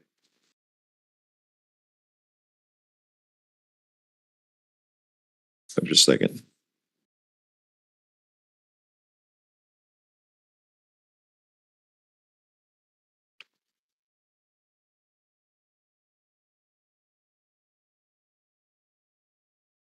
If looking possibly at a summation of the video help you at all?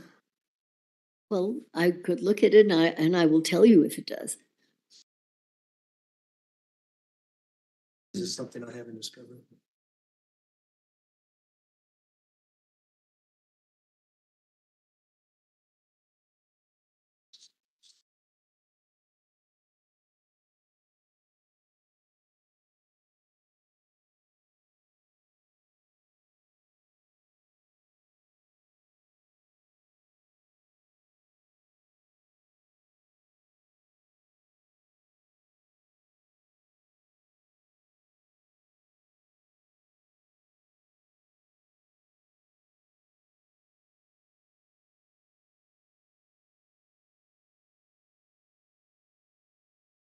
Can we take an afternoon break so I can look at this? This is apparently only one copy. Okay. We can fix that during the break too. All right. Ladies and gentlemen, we will take our break until, 3:25. I can have everyone back in the jury room at 3:25. We should be able to start time at that point.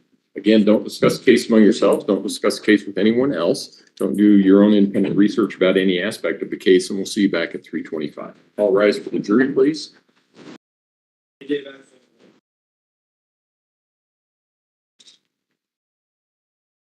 Just one page.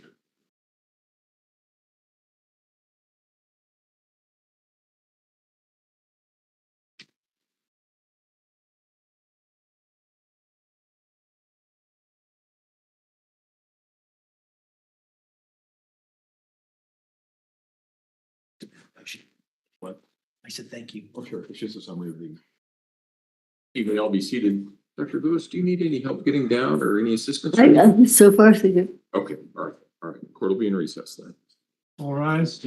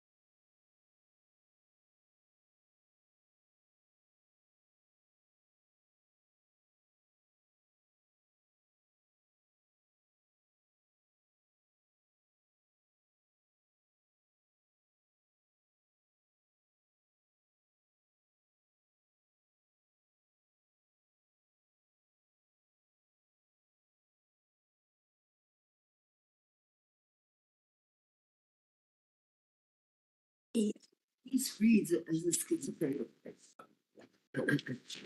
I can't remember every word of it. Sure. Okay. Anything else? Anything No, so that I'm doing stupid? that was me grabbing the mic and trying to move it back before I move it back. Okay. That was, All right, court will call 20 CR 1358, People versus LETECIA STAUCH. Record should reflect the jury is not present in the courtroom. Is there anything we need to take up outside the presence of the jury at this point in time? Mr. It's back at my can't get it. okay. Anything we need to take up from the defense? That's right. Prosecution? No. Okay, let's go ahead and bring the jury in.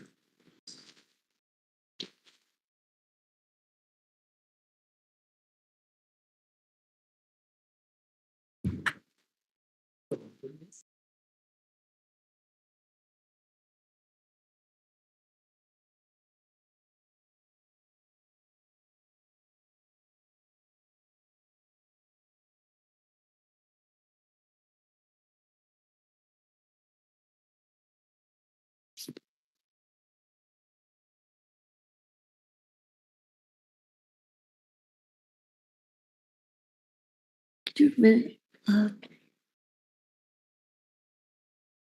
Isn't there any way that we can agree with them and Hold on. Not right now because we're up on like, yeah. uh, like that? No.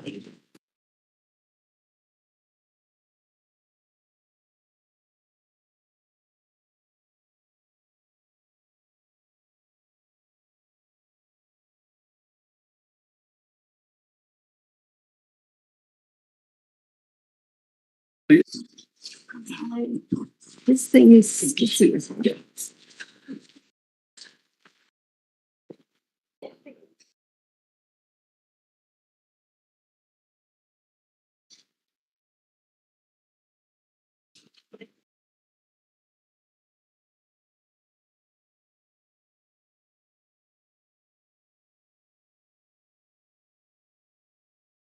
Thank you, may all be seated.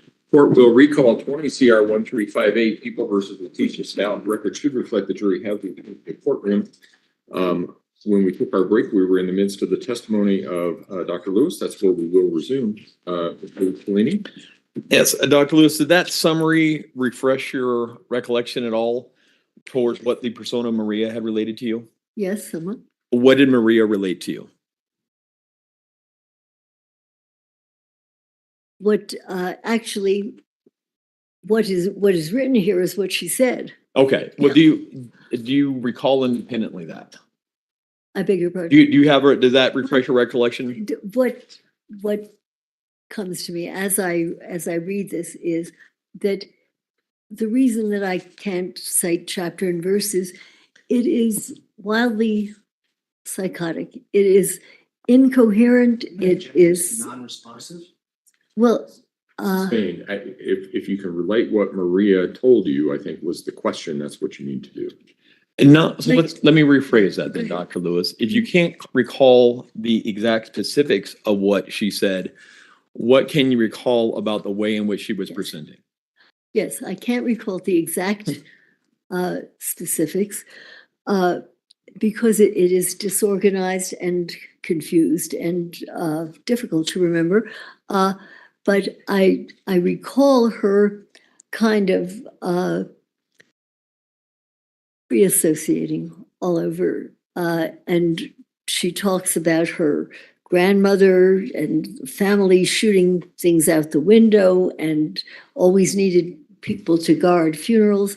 That it had a chaotic quality, and it happened shortly after, as I recall it, shortly after I became aware of her seeming to move into her Maria persona and her more aggressive, more more scary persona, and then it is just rambling and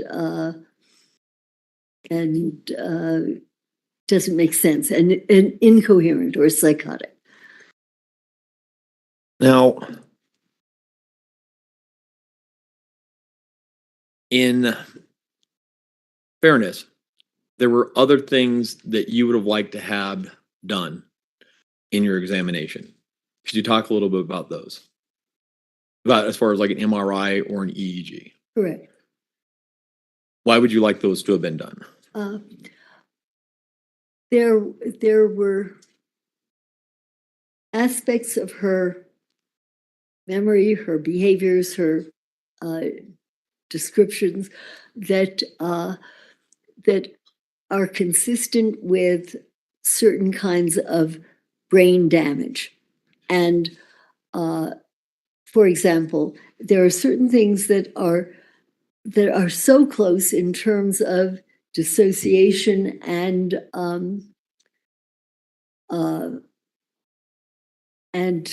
neurologic impairment, and let's say what are called psychomotor seizures, where prior to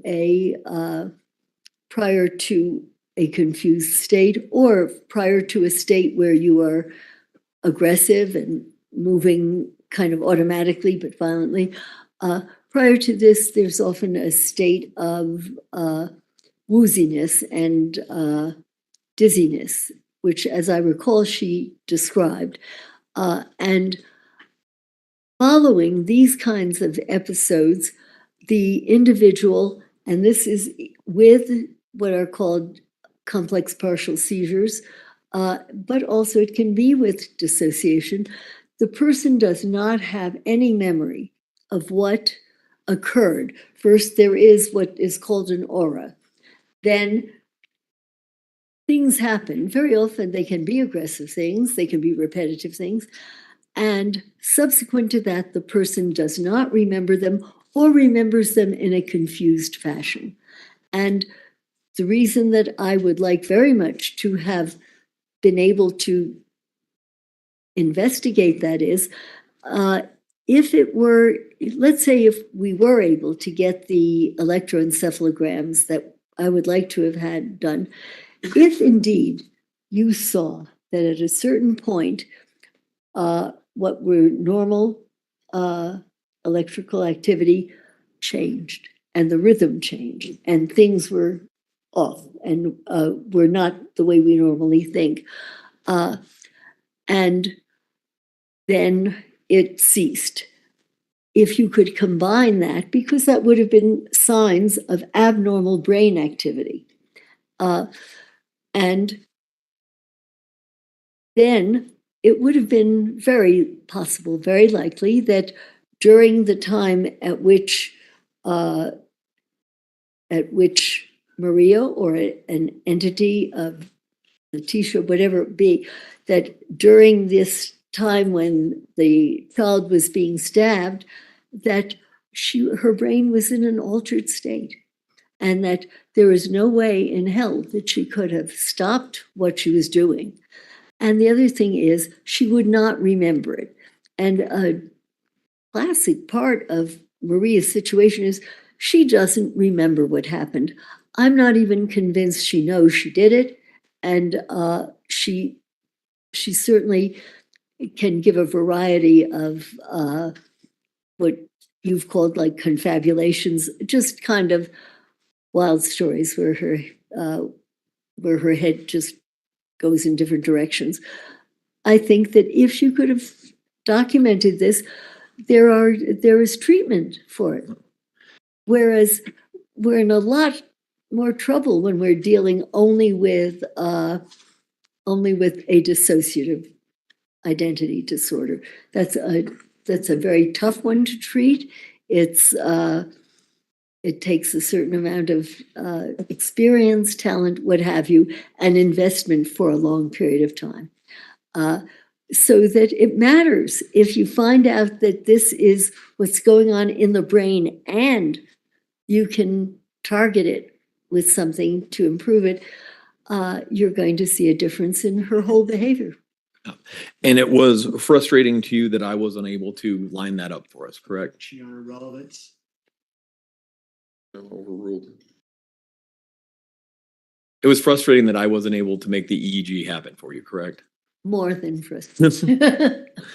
And just so that the jury knows, you're not here out of the goodness of your heart. You're being paid for your time. Not yet, but I hope so. Okay.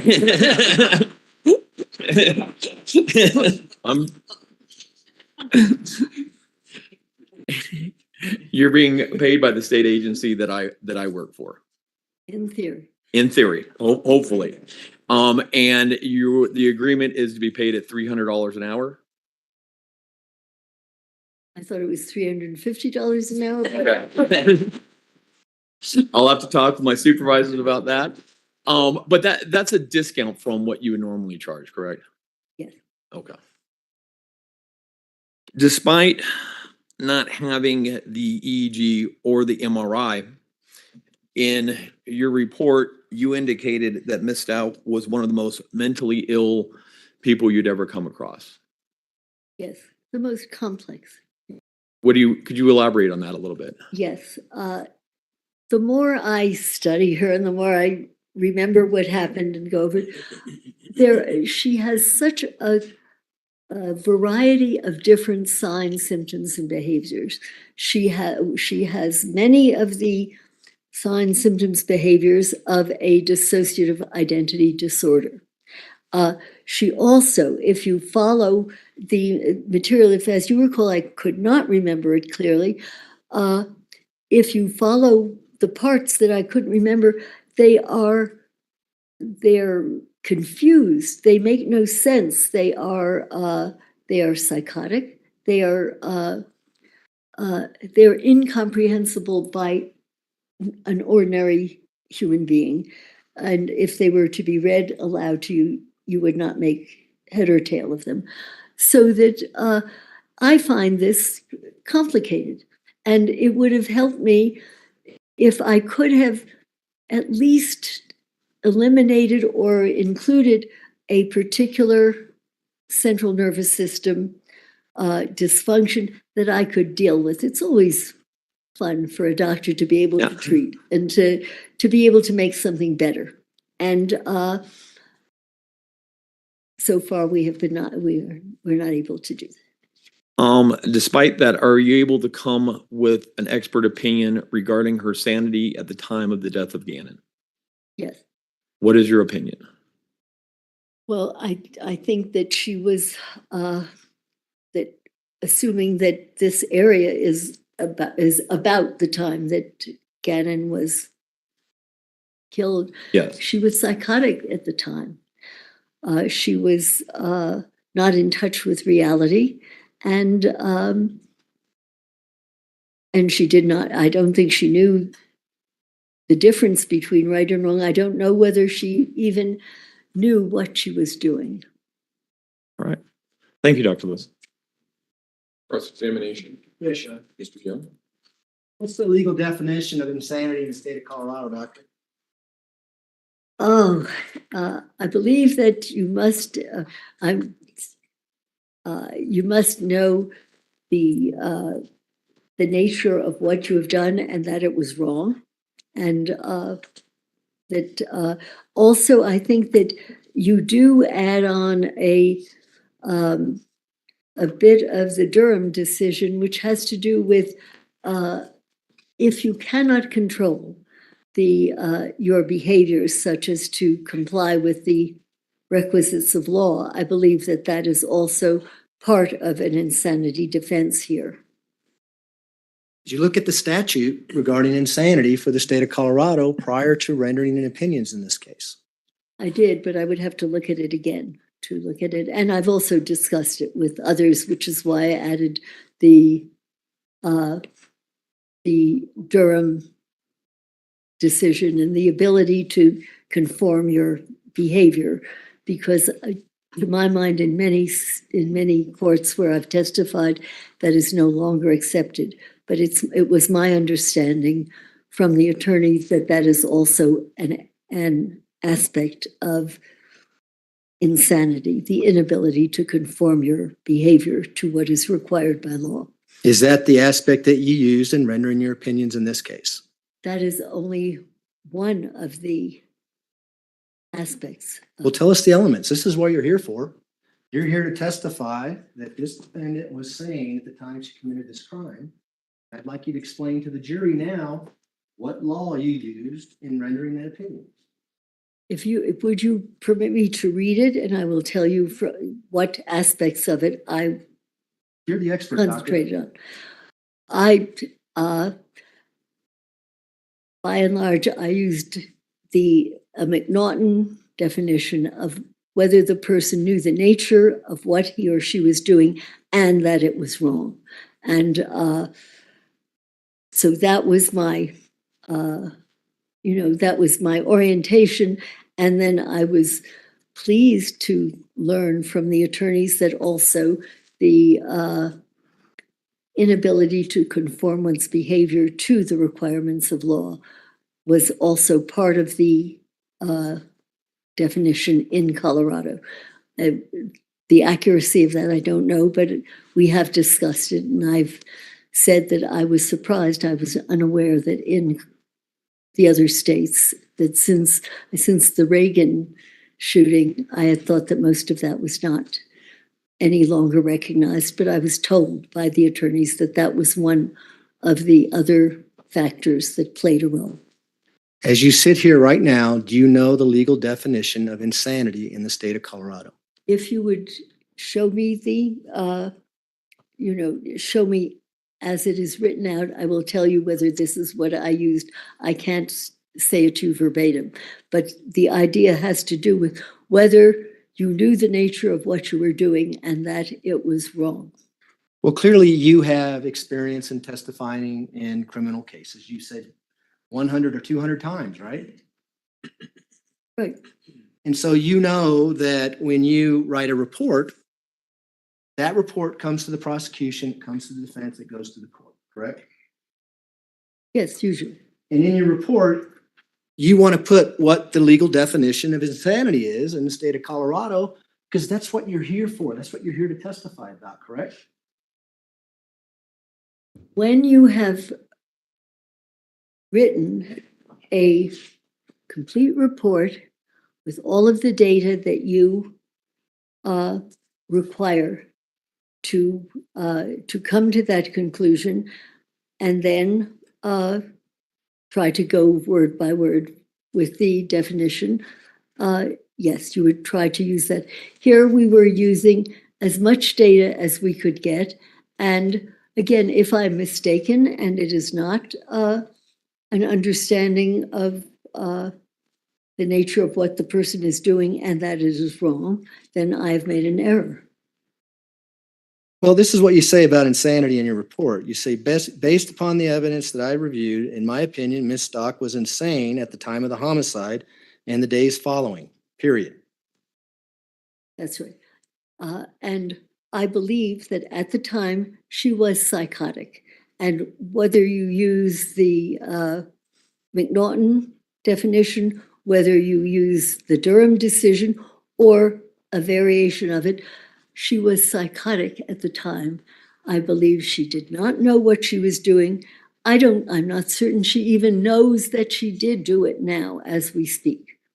Okay. And that it was wrong is, if she doesn't know that she did it, the question of whether or not she knows it is wrong is, is something that can be debated. But I think that she does not appreciate the nature of what she did, or that it was wrong, and that she is guilty of having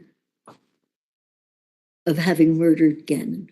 So she's guilty of having murdered Gannon, but she's legally insane as well? Is that what you're saying? I think that she murdered Gannon. I shouldn't use the word guilty. She murdered Gannon. Again, I think you're teasing me a bit. If you would just rephrase that, I can tell you whether, because you're making me feel, gee, maybe there's a totally different definition here. But from our discussions recently about this, what had struck me most about Colorado was that you also included an inability to conform one's behavior to what was required by law. I don't know if that's wrong, but this is what I discussed with her attorneys, and part of at least what what I have gone by. In addition, I believe that she did not know the nature of what she was doing. But you knew when you came here, you're coming to Colorado. You knew that your opinion would be applied to the law in Colorado, and you knew this jury here would be listening to your opinion to see if what you had to say made sense with the law. Yes, You've done that to 100 to 200 times, correct? I would guess, And yeah. I've read your other reports. In your other reports, you define what insanity is in that particular state, and you explain in your report why you think someone was legally insane at the time based on the law. Why did you not do that in this case? You know, I would have to look at the definition, and I'm sure once I look at it, I can tell you why I did not use the exact words that that perhaps are there. What a reason why in plain English I did not, I believe she was insane is that she is psychotic. When someone is psychotic, they are out of contact with reality. They do not know the nature of what they are doing, whether it is right, wrong, or indifferent. And she is and was psychotic, and therefore she was insane. If you wish to give that a different flourish or something different about it, I very much doubt that what I'm saying to you will conflict with what you're saying. Is there some reason that her being psychotic and not knowing right from wrong or what she was doing, that this is not insanity in your state? Did you write this report, doctor? Of course, I wrote the report. I wrote, this is not a complete report. I wrote, I wrote it, sent it, and had it typed. Yes. Type it. I cannot tell you who typed it. Who'd you send it to? I sent it to Mr. Tellini. What did you send to Mr. Tellini? You have them. And I'm asking you a question, doctor. What did you send to Mr. Tellini? I sent him a brief report. Initially, the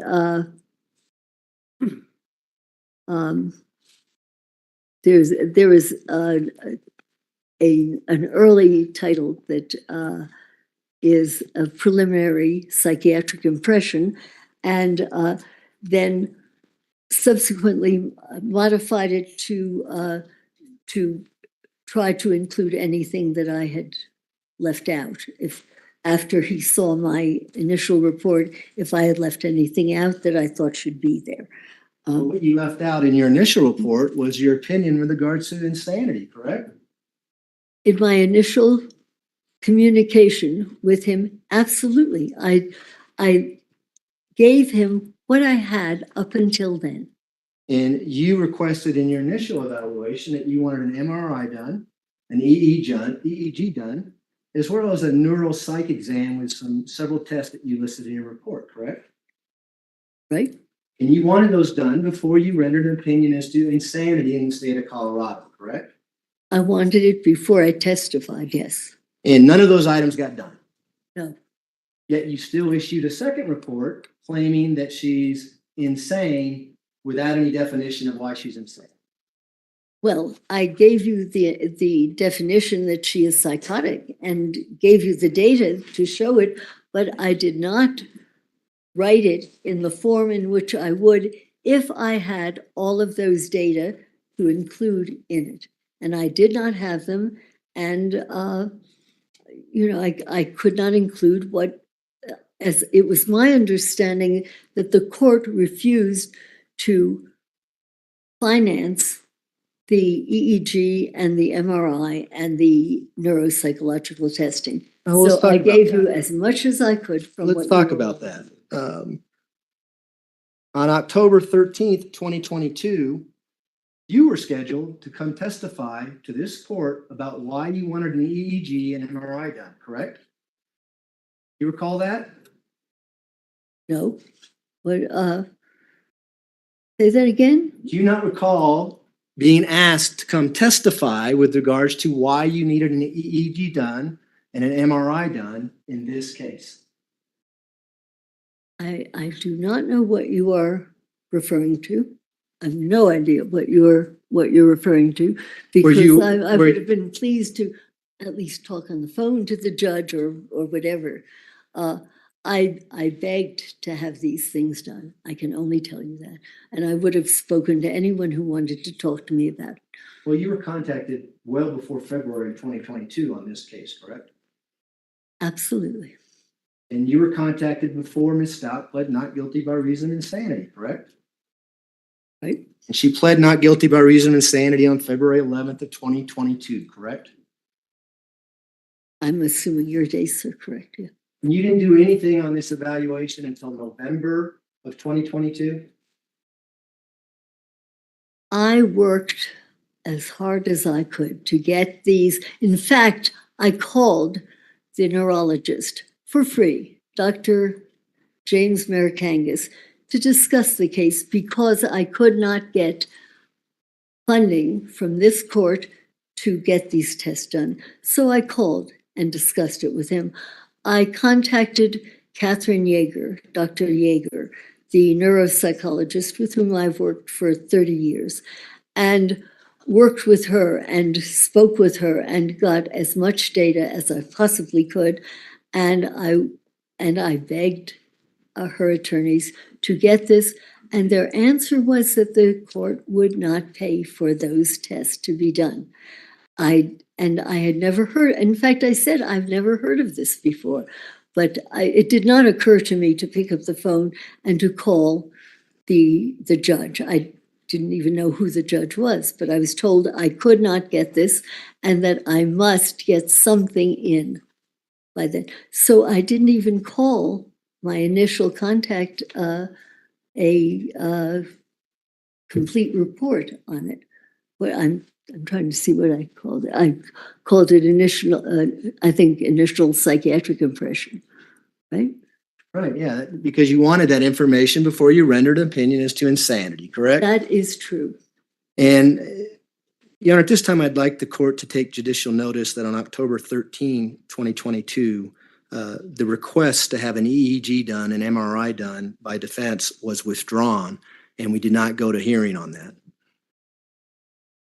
Mr. Tellini, defense position? Court will take judicial notice that on October 13 of 2022, the defense withdrew its request for an EEG in this case, As well as MRI. as well as an MRI. Were you ever told that? This is news to me right now, sir. And of course, if this would have been done, it would have been 3 years after the crime happened. It would have been later, yes. And so there'd be a gap between the time of the crime and the time the MRI and EEG were done. Yes. A lot of things could have happened in the jail within that time period that may have caused damage to Ms. Stauch's head. This is just speculative. It would have been extremely helpful to get those data and then to see whether they looked like the kind of material that was something that would have been long lasting or something that was sudden, so that I can't really speculate on that. I did want it done then, and it mattered then. But it didn't get done, and yet you still rendered your opinion, didn't you? I rendered and I described what I know about the case, and I've given you my opinion of it, yes. Despite what you wrote in your book,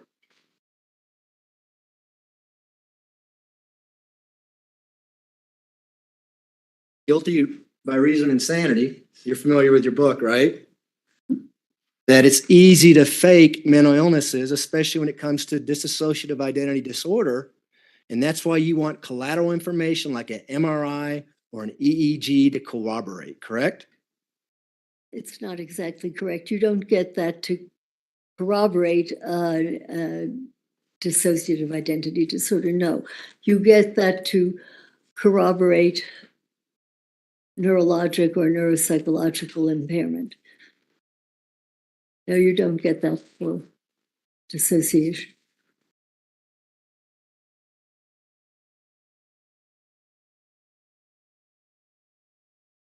Page 108. You probably heard this a million times when you testified, I would imagine, right?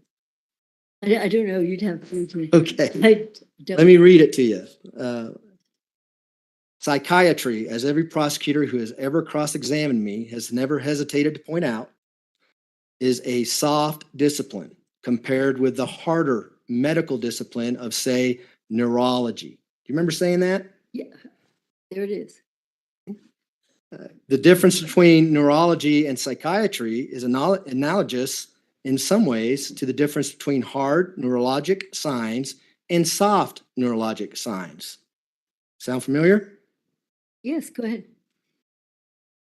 An MRI shows abnormal mass in the brain. The EEG shows localized spike and wave complexes. In other words, evidence of brain damage is clear. Remember saying that?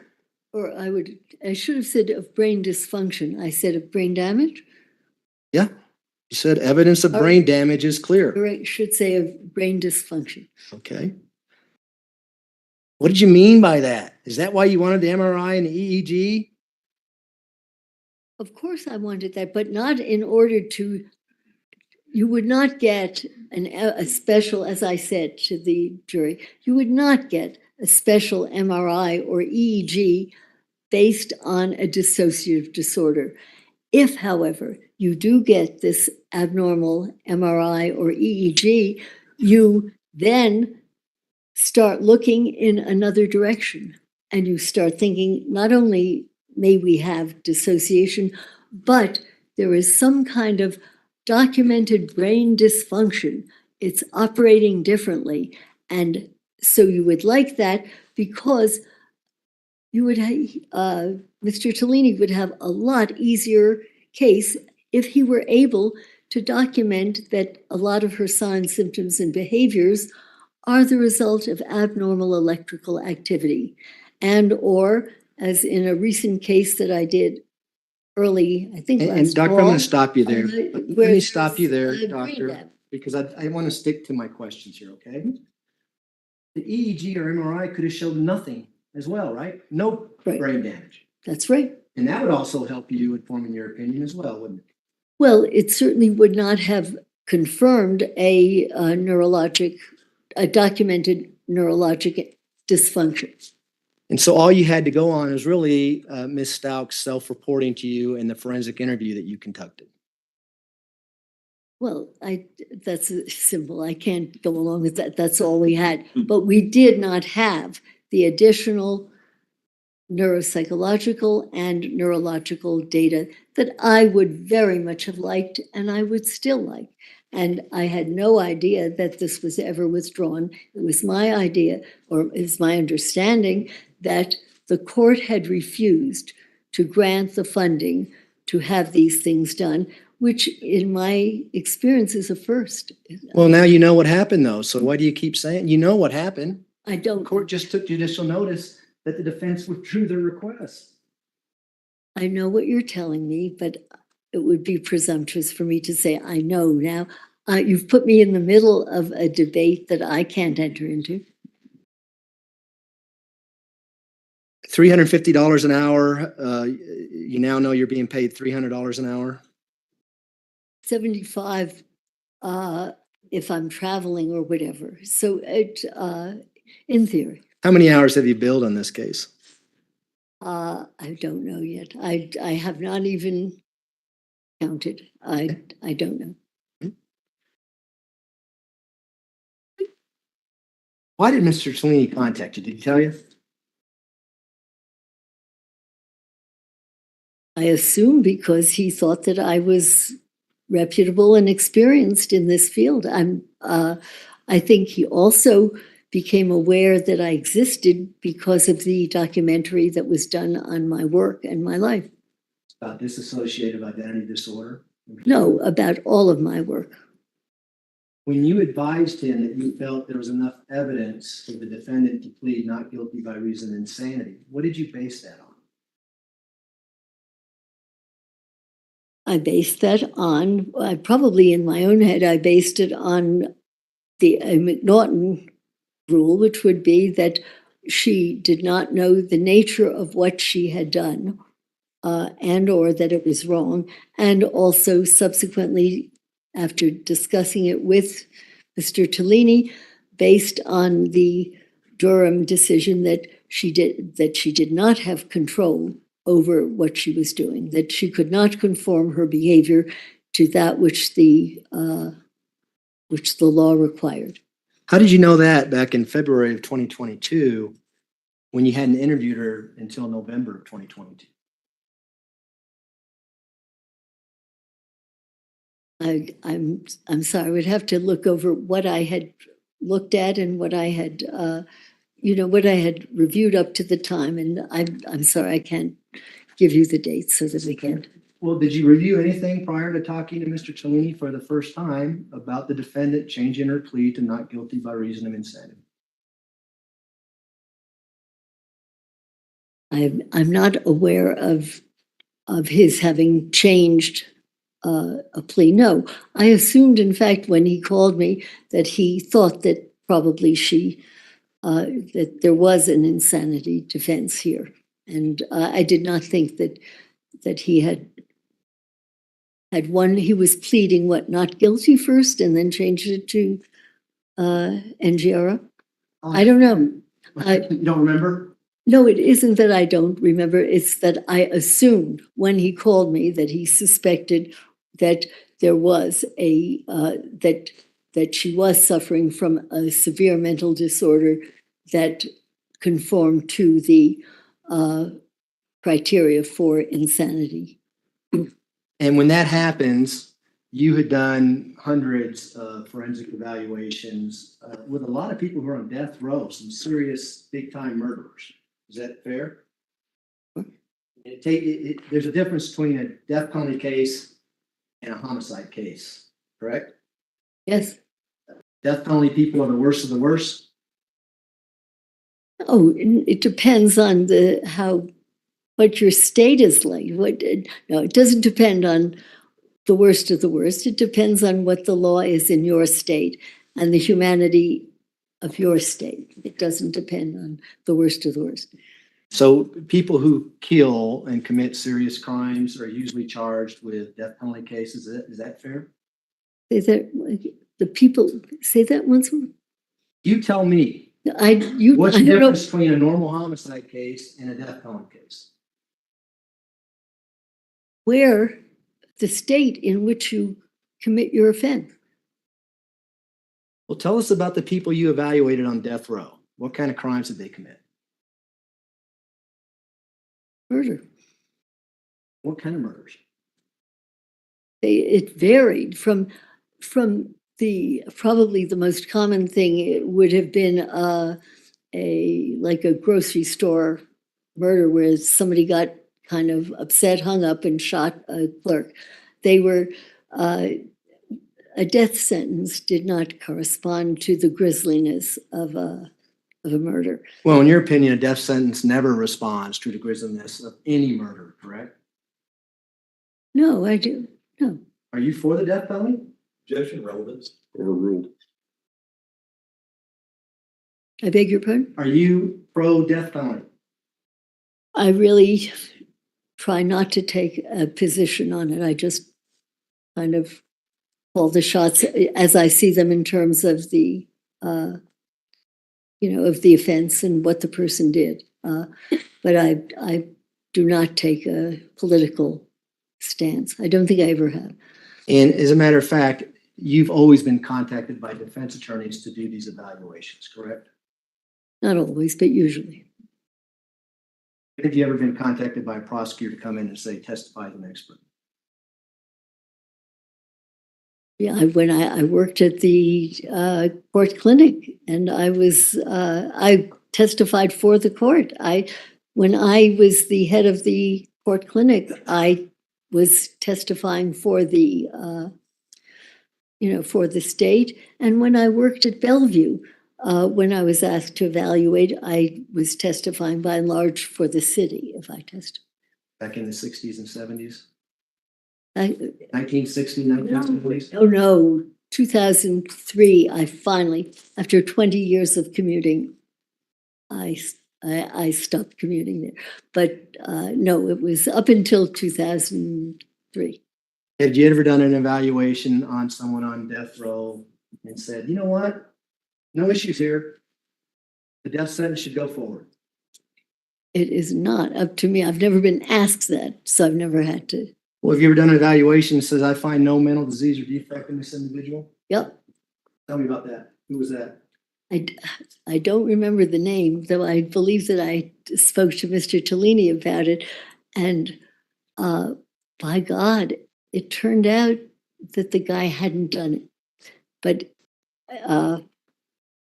This is You know- someone who didn't even do the crime? right, but his attorney did not believe it. And it turned out, I learned ages later that it was dropped and that he had not committed the crime. You did an evaluation and said there's no mental illness involved in this person?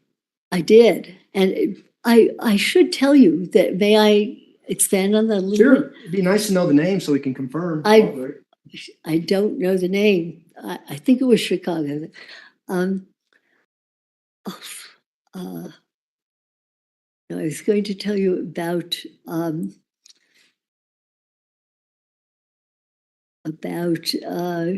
finding this person who had simply not committed the murder.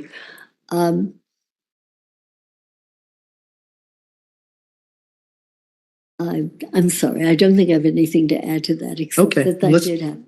We'll move on if you're okay with that. You all right? Right. Okay. You talk about the first time you experienced dissociative identity disorder in your book, Guilty by Reason of Insanity. Do you remember that? Oh, yeah. And you describe it being a really a life-changing experience for you, correct? Well, it was an eye-opener. In fact, you even wrote that looking back on other evaluations, you probably missed it. You probably missed diagnosing several inmates with dissociative identity disorder based on what you did on this particular individual. Right, and I think I explained to the jury, I have no question I have made my mistakes. Do you remember that individual's name? Marie Moore? I'm sorry? Marie Moore? Marie Moore. And you talk about Marie Moore in your book. Do you remember that? Very well. Do you want to describe what you write in your book about how you discovered that she had another persona? Is that, I can, why don't I ask you if this is consistent? So you're interviewing her and she's committed a horrible crime and you're trying to get to whatever mental illnesses she might have. You suspect that she might have dissociative identity disorder based on what her attorney tells you. Is that correct? I don't suspect it. I am told it. I don't suspect it. And I made several phone calls to people who knew a lot more than I. I believe one was Cluft, who is, I think, the country's, or one of the national, experts in this. And I called colleagues and discussed the case with them. And I thought, I just don't, I haven't seen this and I don't know if it exists, but okay, because the attorney asked me whether I would do this. And I did. If you want me to explain what happened, Let me, how I between two of discovered, us, yeah, okay? I beg your pardon? Between the two of us, I think we'll get out what happened. But going into it, you had quite a bit of skepticism, even though the attorney is telling you they got multi-personality disorders, because that's what it's called at that time. What they said was that they thought, some people thought that she may have this, and they said that people that she had spoken to, kids who were around where she lived, said that at times she sounded like a man and that she asked to be called Billy. That was what they knew. And that's what they told me. And so they said, Dr. Lewis, while you're seeing her, check up on multiple personality disorder. And I thought, right, You know, I thought I had never seen it, and I didn't think I would. And so I did go to see her, and I could find nothing that quite went along with what I understood. This So would you, be. and you're asking her, hey, I want to talk to Billy. And Billy, talk to me. Or words that. No. I don't think I'll tell you what I remember. This is about 100 years ago. This is back in the 1980s, just so, is that fair? 84 or 86. Yeah. Well, that tells you how long it took me to even think maybe this could be it. But I asked her, based on all these very wise people I had consulted, I asked her whether, I said to her, there are people who say that sometimes you want to be called Billy or what have you. And she said, yes, people have told me this, but I don't know. And I said, many people who have been through the kinds of things that you've been through, many people have been bothered, like sexually by other people or whatever. Has anything like this ever happened to you, whatever? No, Dr. Lewis, never. Nothing like this ever happened to me. So finished, done with evaluation. Right? But no, it did not happen. And no one ever did this. And we talked, and I do need to see a patient more than once and for a while. So I said, I really need to leave now. There was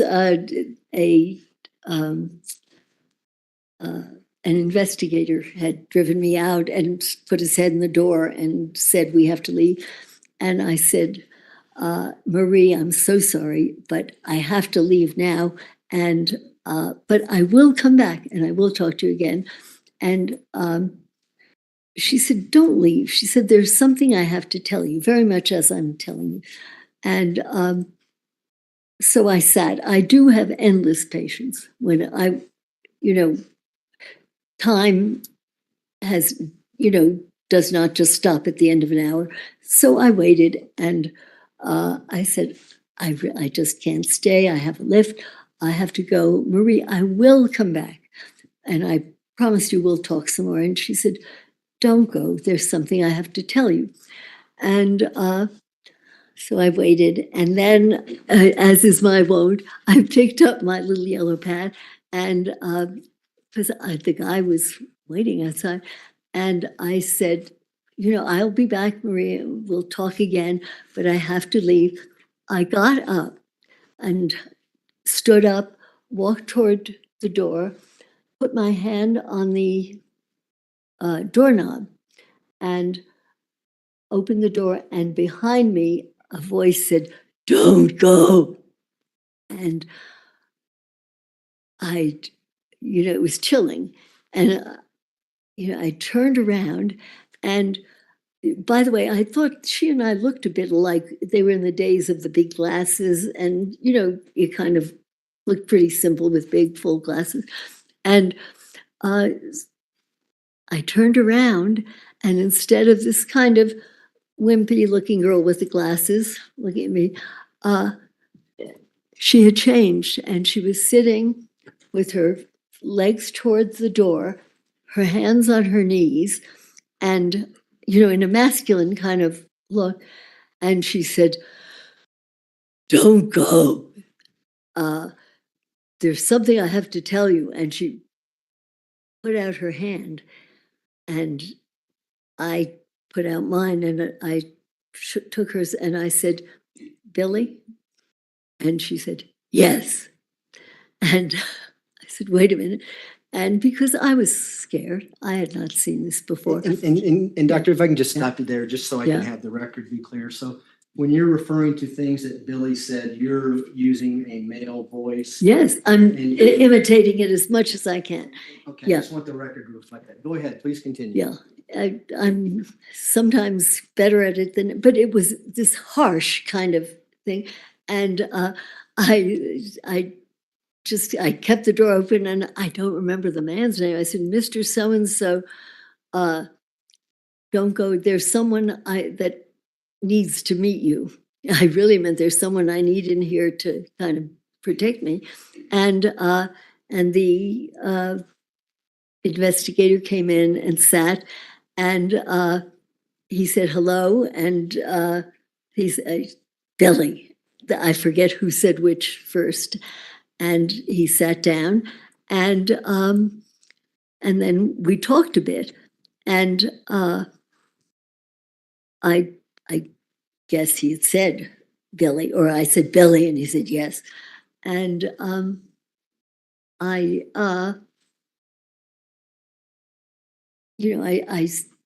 then asked some of the same questions that I had asked before, and I said to, if memory serves, I said,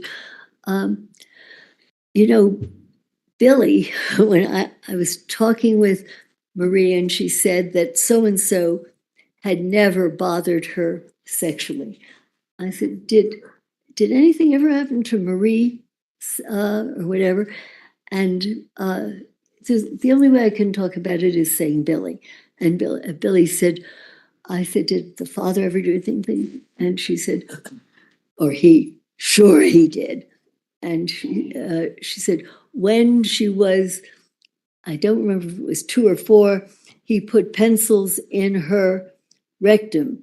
When she was, I believe he said 12. When she was 12, he had sex with her. And it had been denied. Marie had absolutely denied this. I could have left there, decided that the attorneys were crazy, and I was not, and left, but this happened. And so after talking a bit with her, I said, we do have to go now, and but I will come back and I will see you again. And I did come back, and I did see her again. And you eventually diagnosed her with dissociative identity disorder or multi-personality disorder, as it was called then. Well, multiple personality disorder was what the term was then, but it was pretty convincing. So how many diagnoses? There was one other thing that went on there. I want to move on from that. I think the jury gets a picture of what that evaluation was, but needless to say, that was the first diagnosis that you made, multi-personality disorder, which is now dissociative identity disorder. Correct. How many diagnoses have you made since then? Oh, I don't know, because we subsequently ran a clinic at Bellevue, and I remember it must have lasted for about 5 years, and my recollection was because it made no money. Somehow the fields I go into are not the most lucrative. Oh no, $300 an hour sounds pretty good to me. It depends how long, whatever.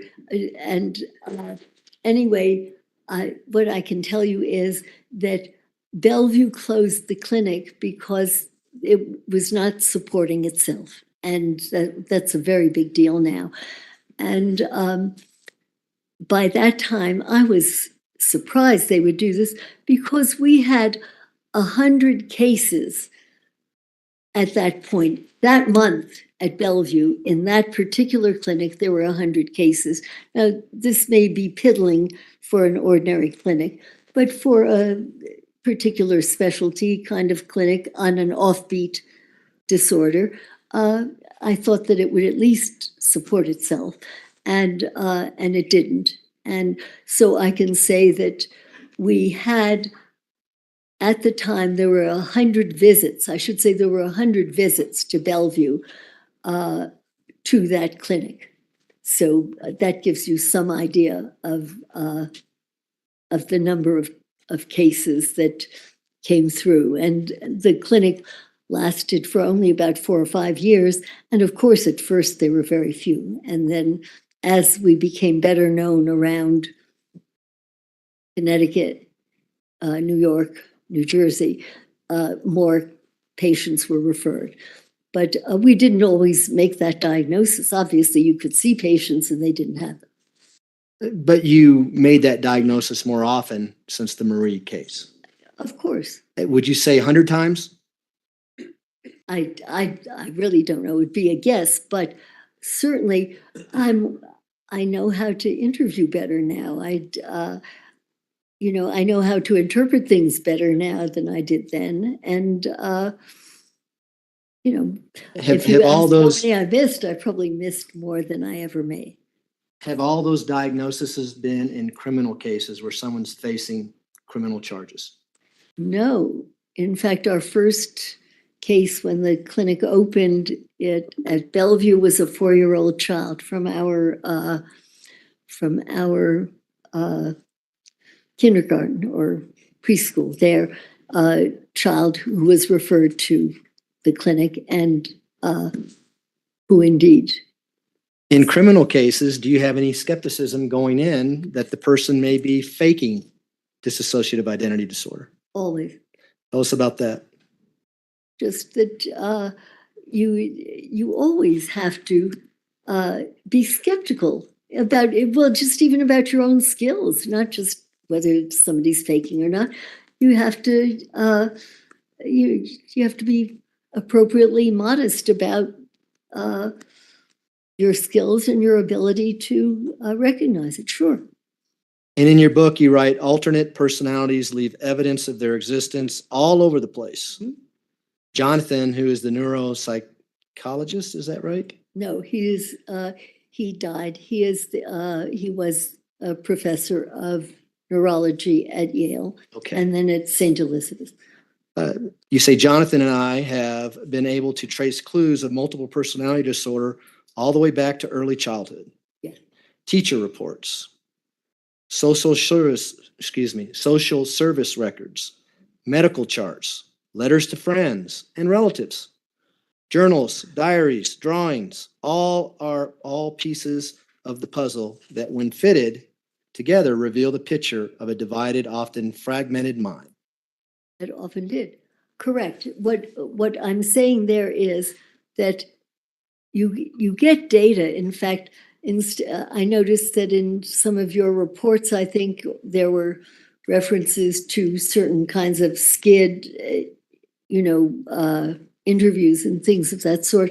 But just what reports? What I was trying to say is that when we make a diagnosis, I pretty much insist that there has to have been evidence that this existed long before I ever set eyes on the person or the person set eyes on me. And very often you will find writings or drawings or all sorts of evidence that somebody has produced, or even signing into hospitals, all sorts of things. And I insist that whatever it is, have, or try at least to have evidenced itself long before they saw me, because you're very open to being accused of suggesting and of giving someone an idea that, oh, they must have this because you can suggest it. And this is why, at least in our clinic, we would search for evidence that antedated any contact with us or with our clinic, and still do. And that's why you would never want to suggest to a defendant that you're doing a forensic evaluation on that they may have some kind of mental disease or disorder, right? Is that what you mean by not suggesting? No, by not, by just looking back, because you can usually look back and find evidence of, let's say, different names and different signatures. You can very often, you can find different artistic styles and different signatures at the bottom of them. So that you look back so that nothing you did influenced what you used to make your diagnosis. And it's how we try to at least be certain that we have not created anything that wasn't there. It seems to me then family members might be very relevant to interview with regards to not their loved one. If they would. Dissociative identity disorder, correct? Well, there's one fallacy there, which is very often the abuser has been a family member.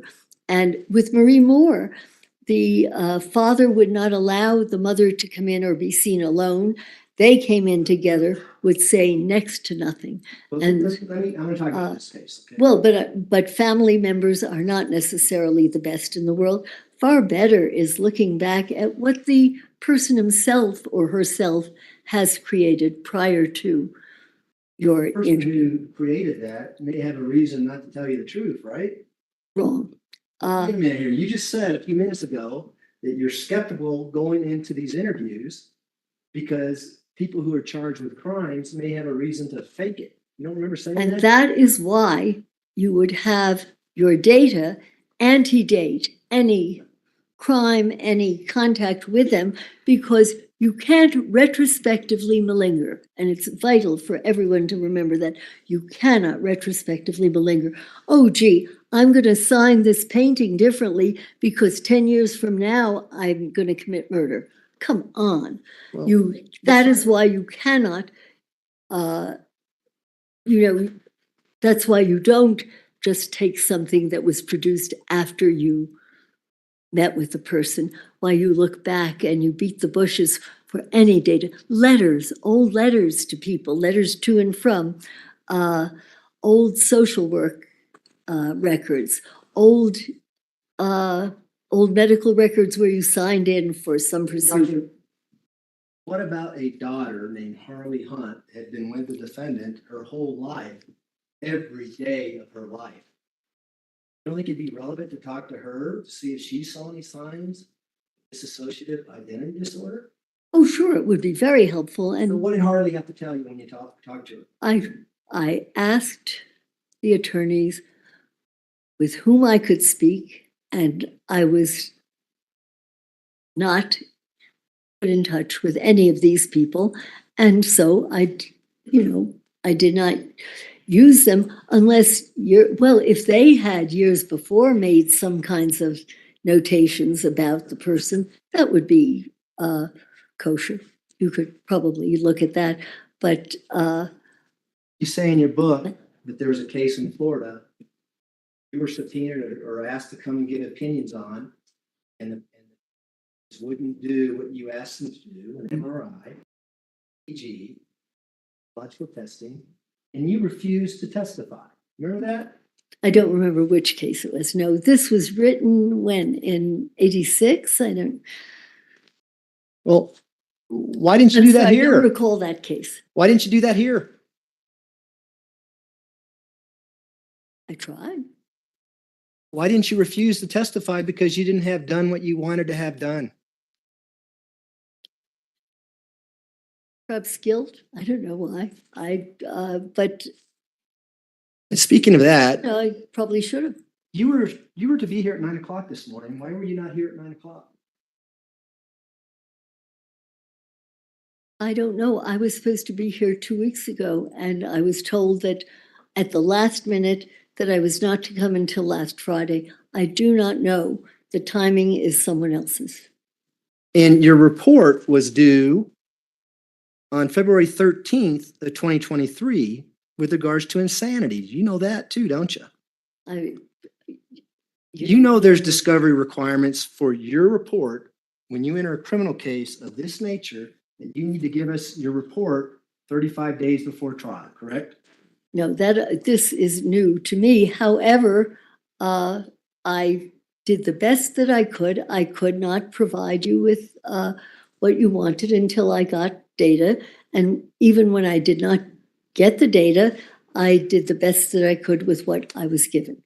And you provided, or at least somebody typed up a report that was given to us 4 days before we started jury selection.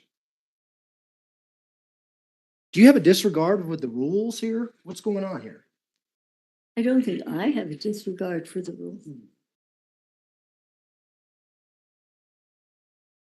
Do you have an unconscious bias with regards to dissociative identity disorder? An unconscious bias of what? What are you talking? Based on your evaluation, Marie, and all the other diagnoses you make, you go into evaluations thinking, I'm going to look for dissociative identity disorder. No more than I'm going to look to see whether there is bipolar disorder, whether there is brain damage, whether there is seizure disorder. No, no more. What does crazy, not insane mean? Crazy, not insane means that there are individuals who have very severe mental illness.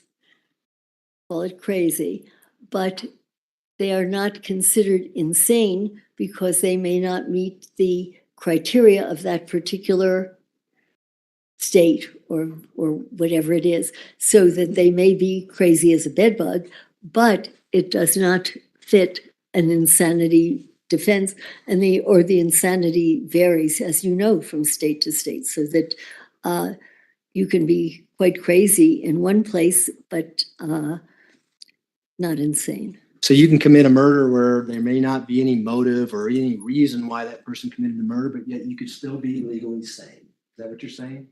I don't think that's what I said, no. And you commit a murder that may not have a motive to it and still be legally sane. For instance, a mother shakes a baby. What's that baby? No reason other than the baby crying. Person still be legally sane. Can the person be sane? Yes. Depending on where this occurs, yeah. Is that what you mean by crazy, not insane? That is only one. That's only one small. There's millions. What? There's probably hundreds of crimes that fit that category. I think they're probably more crazy than insane disorders. How's that? Okay. Uh, Legal insanity is a pretty high calling. Depends where. Well, I talked to you about Colorado, but I'm not sure we can. Now I'm going to have to go look up the exact rule. I take it McNaughton does not fly in Colorado?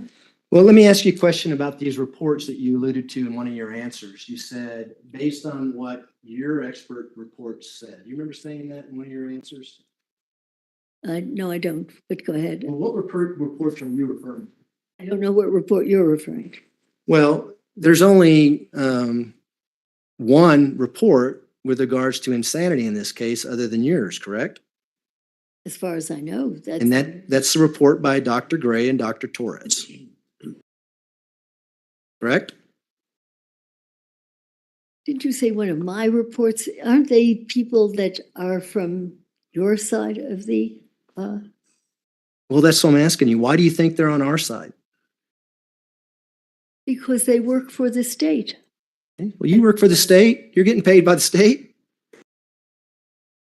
I don't know whom I'm getting paid by, but I assume that they're working on your side because you have asked them. Had you asked me to evaluate LETECIA, I probably would have said yes. I'd be glad to evaluate LETECIA. Would it surprise you that the court is the one that actually asked the state hospital to do a neutral evaluation? No, it would not. However, when you ask the state to do this, the state is the one that is, the people there are being paid by the state. And it is usually with that slant, just as when a public defender gets a case, it is usually slanted in that direction. Are you basing that just because they found her legally sane at the time? That somehow we brought them into this case? No, I'm not basing it on anything. I don't know them. I don't know. You're quite familiar and you've testified in other murder cases where the prosecution actually goes out and hires an expert. That person comes in and testifies on behalf of the prosecution, correct? Like Park Dietz and Associates. That's the only thing, the only person I can think of. So that didn't happen in this case, did it? I don't get it. I mean, Park Dietz is Park Dietz. What? So you have no idea how Dr. Gray and Dr. Torres became involved in this evaluation? I'm assuming that they were requested by you or by the court to do this evaluation. You said that you read 100 pages of police reports? I didn't recall giving a number. I said hundreds of pages of different reports, How long did it take you to get through all that information? hours. Thousands and thousands of pages, right? I don't know, hundreds certainly. Reports from the FBI, correct? I would have to go over it. I know I carried a suitcase here that weighed probably over 100 pounds, but I don't know how many pages. Reports from the El Paso County Sheriff's Office, correct? You review those? Dozens and dozens of reports, yes. What about reports from Myrtle Beach, South Carolina? Did you review those? I would have to look over this again, because again, I looked at these a while back, but I did bring them with me. So if you wanted me to look over what I have with me, I can tell you. Well, tell me what you recall reviewing. I would have to look at them. I don't recall the name of each place and each organization. Mr. Tellini asked you questions about him being in an interview room while you're conducting the evaluation. You remember him asking you that?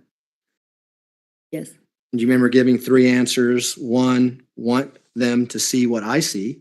That was your first answer, correct? right, And you knew this was being videotaped, correct? right. Why couldn't they just watch the video? In my experience, it is helpful for me to have the person who is responsible for the case to see what I see. Another reason would be I've said to them, try not to interrupt me if you can avoid it, but if there is something toward the end or something that you feel I need to know that I've just failed to ask about, please feel free to ask it or ask me, can you ask it? So that there are a number of reasons why I like the person to see what I see and also to enable me to see what he or she sees that I may have missed. Well, isn't it kind of awkward because the attorney there is the one deciding to pay you based on your work? Doesn't that make it awkward for you and the defendant to be in the same room with the attorney as you're doing a forensic evaluation? No. And you certainly would not want the attorney to interject and become part of that evaluation, would you? There are occasions when it's very important, when something vital is left out. And if the person were not there, I would not even know enough to ask later on. So Would you consider that to be an unbiased interview if the person who's working in the best interest of the client is asking questions during the forensic interview? I think it depends what the questions are. I think I told you in an interview, I've said, look, if you two are going to continue with this, let's stop now and I quit. Talk about it with each other and I'll come back, so that I try very hard not to play along. You said the second factor was dissociative cases. There's a lot of skepticism prevailing in the case. Do you remember saying that? I'm sure I have many times. What does the attorney have to be in the courtroom to alleviate that second factor of yours? It's very important for him to see what I see. For example, in this particular case, Letecia's accent changed and became incomprehensible. And it's important for me to have another person see what I see and then say, did you see what I see? Or something of that sort, so that it is helpful. You don't think that has an impact on the defendant? Having you tell the attorney, look at that, did you see that? Do I do that? Have you ever seen me do that?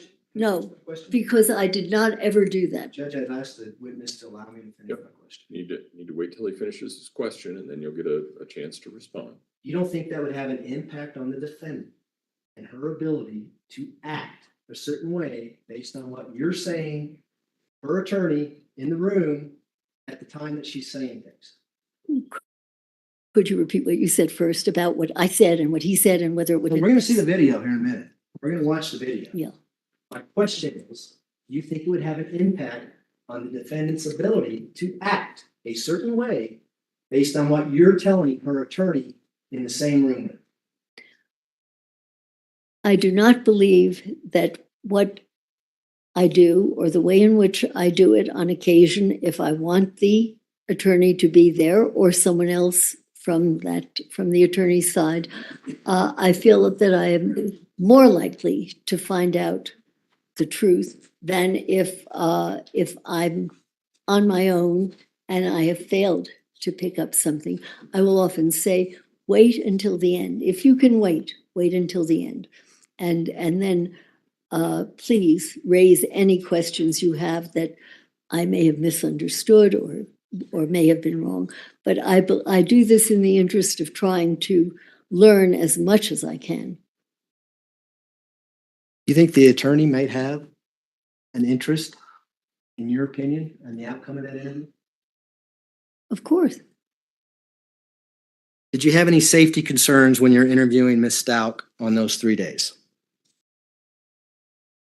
I think that just the very fact that I have somebody there tells you that I always have enough sense to try to keep myself safe and calm so I don't have to worry about my own safety. You interviewed her hours, in the morning, in the afternoon, 3 days in a row. By the time you got to the third day, do you feel a need to have an attorney in there with you for safety reasons? Yes. Why? Well, a case I had a while back, I actually was flying out to Florida for, I forget what part of the case it was late at night. There was a woman attorney with the patient, and by the time I arrived at the prison, the patient had attacked the woman. She had been alone in the room with this person whom she knew well. It's an eye-opener and it's a lesson, and it can happen. And now here this woman had known the defendant for a long time. No, I don't think that I'm that good that after a few hours with somebody, I am perfectly safe. The other thing is with dissociation, a person can switch on a dime. And if you look at the tapes, you'll see that a person, just as they can switch an accent, and it just happens and you barely notice and then you see it, a person can switch on a dime in terms of how they perceive you. And you can be safe 1 minute. This friend of mine was stabbed shortly before I arrived there to interview the defendant, and I was not permitted to do the interview, and that was that. But no, I do not think that the third day I'm necessarily safe on my own. I would be a fool. But you talked about someone switching on a dime. You didn't diagnose Ms. STAUCH with dissociative identity. 2023. Why were you concerned about her switching on a dime if you hadn't made a diagnosis yet? Because I don't know when I come and see a patient what the disorder is. And there are other disorders in which someone can switch on a dime. And, or you could say something stupid or the wrong thing and the atmosphere changes. So that, I don't know, maybe I'm a coward, but. I don't think you're a coward. Does everyone who is diagnosed with dissociative identity disorder, are they legally insane throughout the United States? No. Of course not, right? There's a spectrum. I taught you that. I went to school for 7.5 years. I might have picked up a few things. But anyway, there's some who are more severe than others. There's some that may not impact their life whatsoever, correct? I don't know. Because you only look at criminals, right? No. Okay. Come on. Your opinion is that something that happened over 20 years ago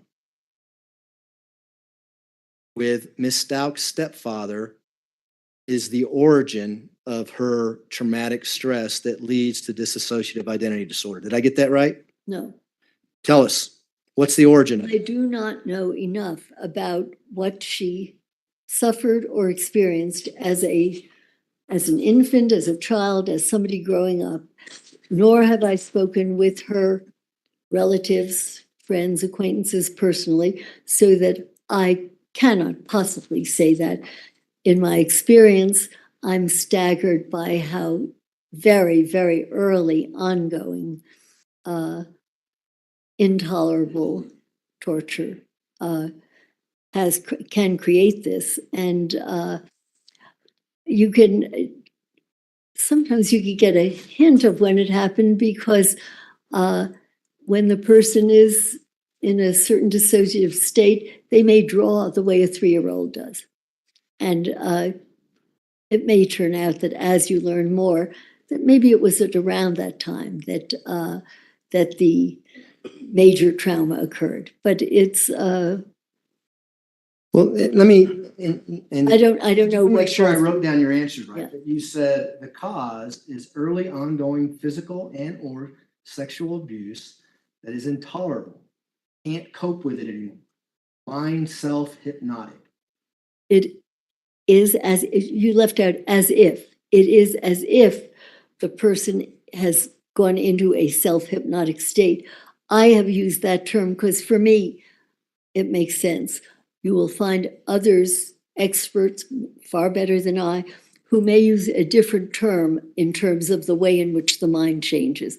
But for me, it is most understandable to say it is a type of self-hypnosis. Because, you know, if you kind of think you are someone else and you're talking differently, it is like a self-hypnotic state. And is unconscious, it is not conscious.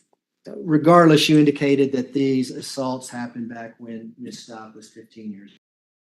Remember saying No, that? I said I know only from other people's histories, and maybe one time where she told me from about age 5 to age 10, some things occurred, that these things have been documented by other people. I am not telling you when. I suspect that we don't know a lot of what went on early.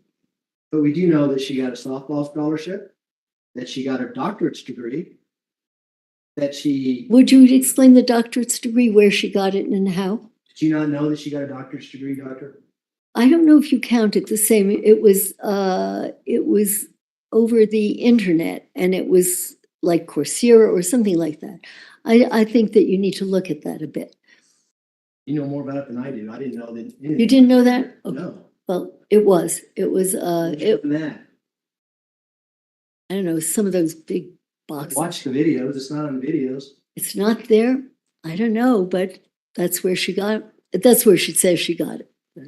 But anyway, that didn't impact her ability to go through college. Yeah, it did. Her college was also, I believe her degree was a computer, an internet. And she succeeded in life, had a daughter, married twice, Wow. right? And then all of a sudden, out of nowhere, Why would you say succeeded, married twice? This is not a victory. she didn't murder anybody. She didn't murder anybody within that 20-year period. But she managed to marry some really unpleasant people. I'd say those were big mistakes. And just coincidentally, you come involved, and now all of a sudden, this event that happened 21 years ago is the cause for her killing an 11-year-old girl. Is that what you're telling us, jury? No, I'm not telling you this. Then why is it relevant?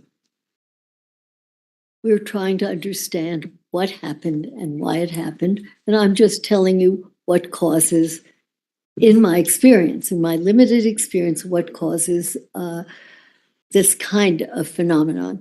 But I don't consider her having married twice inappropriate and less than loving human beings a success, nor do I consider her degrees.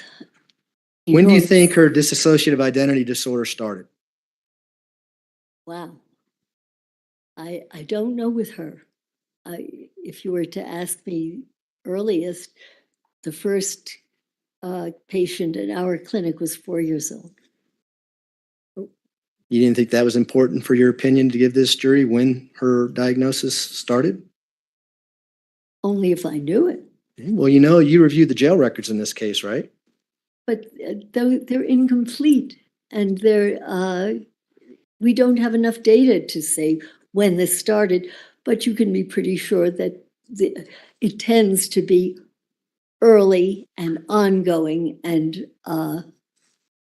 intolerable. Well, it started when she said it started after June 5th, when her competency was raised in court. You remember reading that? It doesn't matter what she says when she says something started. In fact, Dr. Torres specifically asked her during the competency evaluation, you answered a question a certain way about multiple personalities. Would you tell us about that? And Ms. Stout didn't have anything to say. Remember that? I don't know. Would that be significant in your opinion? I would have to know the whole context of it. In fact, it wasn't until the second competency evaluation with Dr. Grimmett that dissociative identity disorder became an issue in this case. Right? I believe you. I don't know that for sure, but it certainly could be. You reviewed the reports, did you not? I did, but I reviewed hundreds of pages and I can't quote date. Yeah, and I don't know if the court, how much longer you want to go. It's about 10 till. About 5 more minutes. Okay. But it's up to you. I understand the subject, so. I've got, we're going to get into videos tomorrow, so I've got quite a bit more. It'd be good. About 5 more minutes. Okay, sure. Yeah.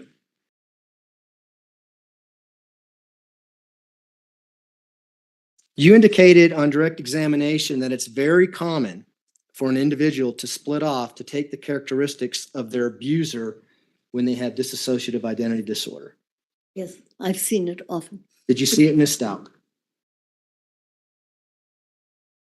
I can't say for sure I saw that with her. I don't know. No.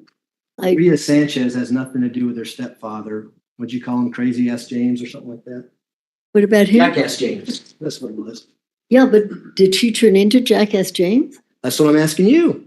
I didn't hear that or see it or what did you? I don't know where you're coming from. Well, you said on direct that it's common, very common, I think you said, that individuals take on a persona of their abuser.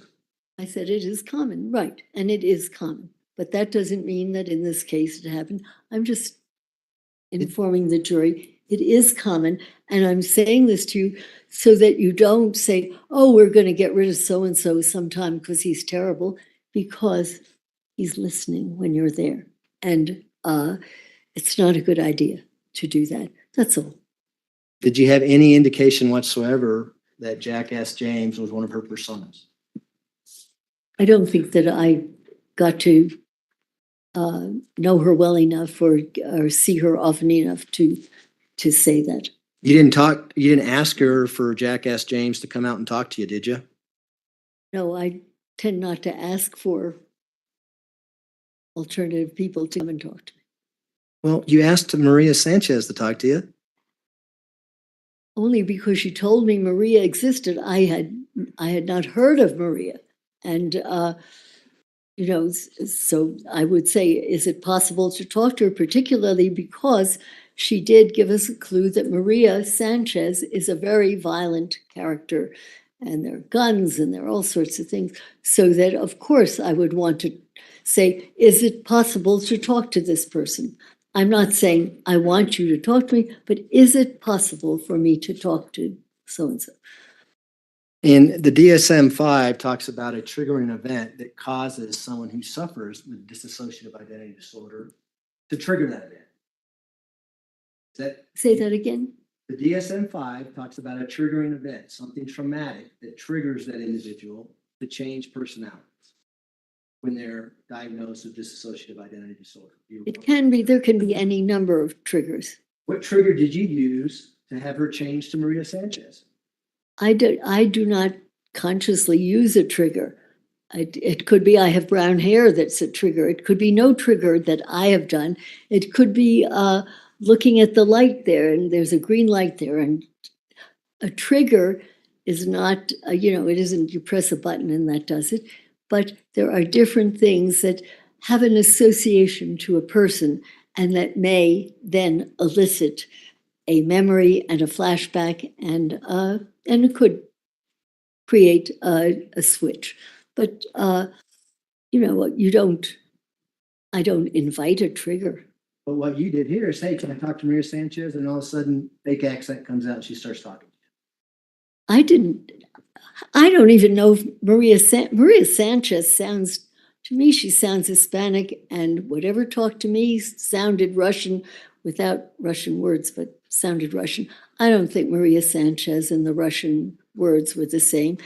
But what you said on direct is Yeah. that she spoke Russian. You didn't say No, it sounded Russian. I didn't. I said it sounded Russian. I would ask the jury to confirm this. Why couldn't, I said it were not words. I just get one question in? Why is it that Dr. Torres, and asked her, can I speak to Maria Sanchez? Can't change. She says, I'm not able to change that persona. But when you ask, she's able to change. Magic. Okay, those are my questions for today. We'll start tomorrow morning. All right, ladies and gentlemen, we will take our evening break. If I can have everyone back where they need to be so that we can start at 9 o'clock in the morning, we should be able to start right on time. Again, do not discuss the case among yourselves. Do not discuss the case with anyone else. Do not do your own independent research about any aspect of this case. I know that some of you may go home, you may want to watch HBO, and that's fine. Just don't watch any documentaries. Don't watch anything about this case, any witnesses having to do with this case. So with that, we'll see everybody at 9 o'clock in the morning. All rise for the jury, please.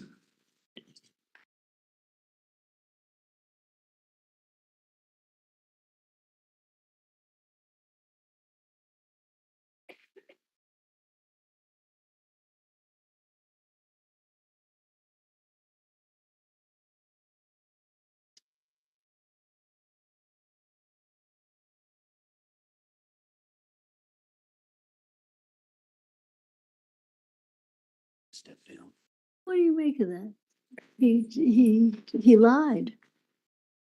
Thank you. You may all be seated. Record should reflect the jury has left the courtroom. So Why don't we? if we can start everybody in the morning at 9 o'clock. And Dr. Lewis, I understood, and I'm just going based on what the attorneys told me. I understood that you were going to be here this morning, and you weren't. I get that. I had then said that we would start at 1 o'clock. You weren't here at 1 o'clock either. Let's be here at 9 o'clock tomorrow morning. You're Okay, supposed to be here too.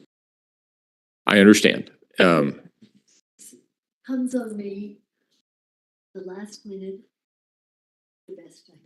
No, I understand, and the attorneys are trying to do the best they can too. So I understand, but let's be here at 9 o'clock in the morning so that we can all start at the same time. Is there anything else that we need to address at this point in time, prosecution? Yes, Judge. Based on the issues that have popped up as it relates to the meeting that occurred with Dr. Lewis just in the On last Sunday? on Sunday, and then the lack of being here this morning when required, I would ask the court to issue an order that nobody, either the prosecution or defense, talk to the witness while she's off the stand tonight to avoid any further issues. There's already been one of those in this case, and I think it would be in the best interest of getting truth to the jury to avoid any other issues on that particular front. And then I think you've already given the witness an order to be here at 9 a.m. tomorrow morning and be ready to testify. But I do think it's important, as we're trying to get to the truth of the matter here, that we don't have any impairments with this particular witness. Mr. Tellini, since this is your witness, do you have a response?